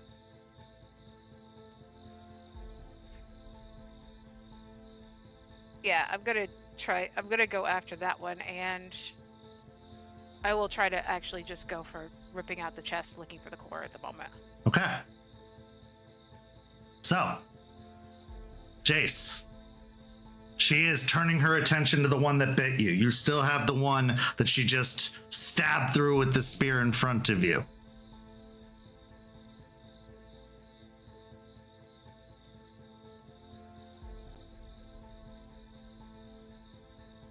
The roll to bite, that's still just like a strength and brawl, or what would be It would be a strength and brawl. Okay. Yeah, I'm gonna take a bite out of this. Okay. Aspen, what'd you get? So I got another 8 with a crit, and then a 1 for my dex. Okay. So 8 with a crit is enough to tear out the chest. Give me a d10 roll. 4, 6, and 10 can be rerolled. 1. It's not the core. Okay, and just so you know, I did lose another rage, so I'm at 2. Okay. Jester. I used Raging Strike. I did make my rage check, so I'm still at 3 rage. I got 9 with a crit to rip it out. You have exposed it. Give me that d10 roll. 1, 4, 6, and 10 can be rerolled. Okay, that was a 1, so I'm re-rolling. That was a 6, so I'm re-rolling. 2. Is not the core. Okay, Jace. I got 5 to bite. Do I need to make a dexterity for? No, the she's got second the one 'cause one, she's you've got attacking the it? other one. Okay. Yeah. All No, right. it's just 1v1 for you guys. All right. Okay, so what'd you get? A 5. A 5. Okay, so as you bite down on it, your teeth don't sink enough to grab a whole chunk, but you do feel your mouth fill up with that mossy, organic, woody taste, but it also feels rotten at the same time as you bite away. Aspen. Okay, before we get to that, at this point, all of the dogs sink into the ground. and under the ground, you see them all moving back to one point. This is a free round to heal. If you'd like to, you can try to attack them if you want to, but they have cover, they have the advantage of dirt. Also, the D10 rolls will be reset if they reform into one and separate again, because the core will move. So you have a free round now to discuss, to heal, to do whatever, without any attacks happening. I mean, I'm not sure how much discussion could be had since I'm pretty sure all of us are in Krynos at this point. That being said, everybody spend a willpower to stay in Krynos, since there is no damage being done this turn. I'm gonna heal. Yeah, I'm gonna heal as well. Good on rage. Charles, meanwhile, is following the dirt mounds and running towards where the big one is going to inevitably sprout up so that he can make an attack as soon as it's out of the ground. Yeah, I'm going to do this. I'm going to follow him. Spread out so we're not going to both be attacked at once a little bit, but still be ready to attack once it's out too. Okay. So Aspen. So, knowing that the two weren't mine, and not knowing what Charles had done with his, I kind of want to just, in my Krynos, go move, and I want to like run towards the two that are still under the ground to see if Charles will go after those two, knowing that they could potentially be the ones and mine aren't. Okay.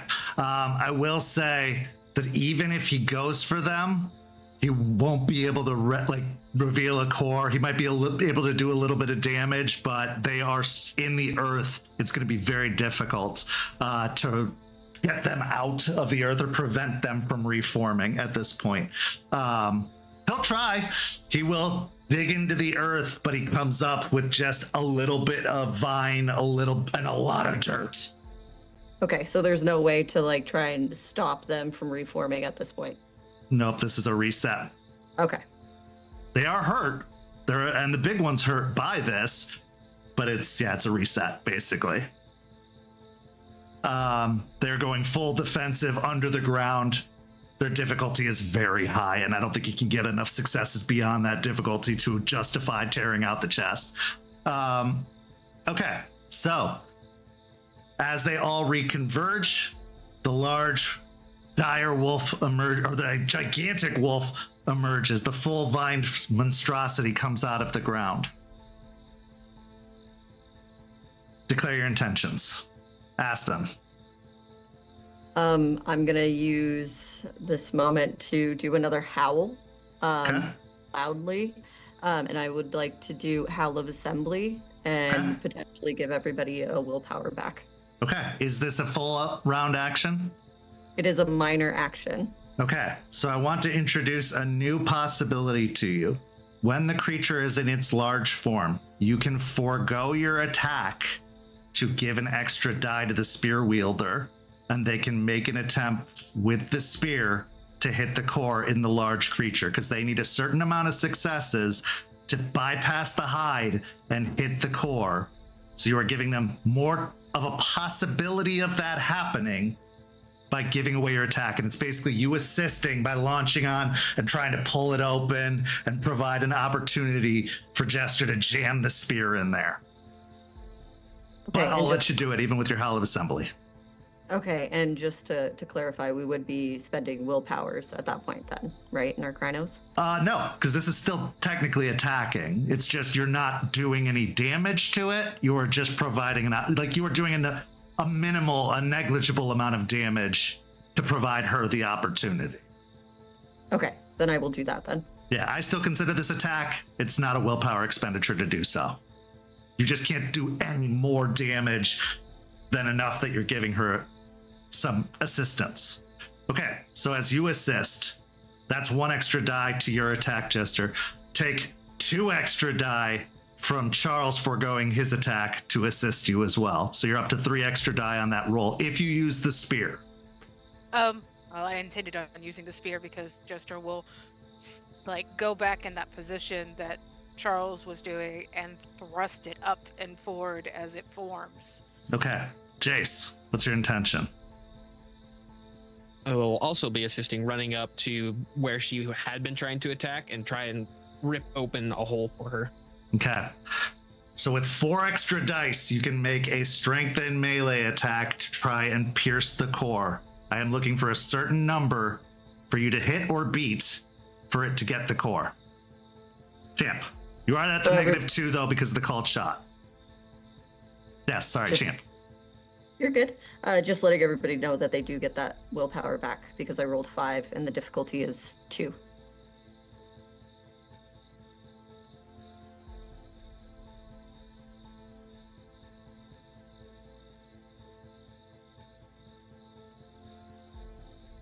The tension mounts as all of the Guru launch themselves onto the gigantic creature, pulling, rending, tearing, as Jester steadies herself, planting her spear, getting a lot of support on the back foot, and trying to thrust it upward into the creature.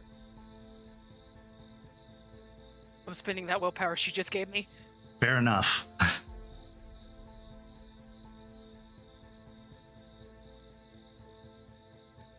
Okay. 1, I got a brutal. Okay. So that's 4 extra successes. Along with 7 other successes. So 11 total successes. Yes. The goal was 10. You plant the spear into the chest, driving it through. Green light comes pouring out of the wound as it pierces through this hard, almost stone-like shape in the center of its core. It lets out the most unholy scream that I will not replicate because it hurt my throat last time as it starts to shudder and break apart, vines falling off of it, dropping to the side. But as one last revenge for its destruction, everybody make me a stamina and resolve roll as yellow spores come bursting from the core, clouding the entire area as it explodes outward. Don't forget you get those extra die though, because it is a physical roll with stamina. If you are in Chrono still, which you all are, so.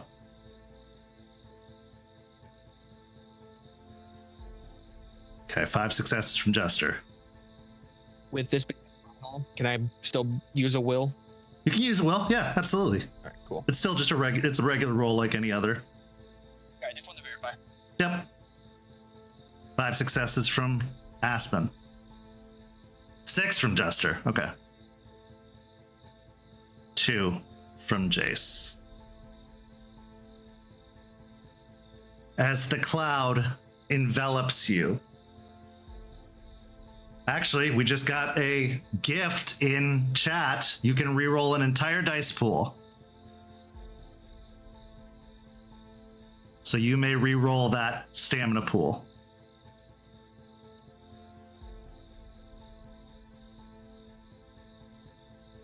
Five. 5 was the difficulty. As the cloud washes over you, as you feel that disgusting infection start to enter, your supernatural resilience, resistance, that fire in your veins burns the infection away, allowing you to slough it off entirely as the wolf breaks apart and falls into nothingness, burning up as it does so. Amidst the unholy screech that it gives, you hear layered upon it another scream that sounds human but louder, almost like a booming human scream that goes with the destruction of the creature. And the glowing green from inside its core dissipates as the spear in its entirety melts away. Combat is over. You have defeated the Vined Monstrosity. And thus, too, ends our story this evening. But not without one last scene. In this scene, we find ourselves at Piney Point. A scream emanates from inside the building, a female scream, as Vanessa storms into the back room. You can see this yellowish, greenish pus, almost like tears rolling down her cheeks as she kicks open a door and walks into a room that is very dark, aside from a specific light that is illuminating a robed figure who awaits nearby. They are busy standing over a table with a variety of implements on a cart next to it. And strapped to the table is a older man, possibly 60 years old. Vanessa says, "They killed it! They killed my pet!" The man doesn't even hesitate or pause. "Doesn't matter. I got what I want." And she says, "What about me? I'm being told now I've got 7 days to close down operations on the plant, and it's going to be closed for over a month." Like I said, it doesn't matter. He grabs a scalpel, but something about the sheen, the reflection of the scalpel shows it to be a dull gray metal, cold iron. As he touches it, nothing happens as he lifts it up. But as he brings it closer to the man strapped to the table, they start to panic in fear. "Do you swear yourself to him, the destroyer, the one and only?" Before they can even finish the word never, it draws across their throat, spilling open their blood. As the light leaves their eyes, it leaves it for the last time, as this changeling will never be reborn after its contact with cold iron. He traces his eyes over to the darkness, where a rattling of chains and gasps and soft sobs emanate from 5 others who have been taken captive. And this is where our story comes to a close. Thank you so much to these amazing players. Thank you to everybody who stuck with us through that crazy and epic battle. Stay tuned to St. Pete by Night. We got Hellhounds this Friday over on YouTube, and next week we'll follow up on the fallout of the death of the Vined Monstrosity here on Rage Across Tampa. Go follow us on all that social media you see down below, and come join our community by following that Discord link. But for these amazing players, I'm Kent. Have a lovely evening, everyone.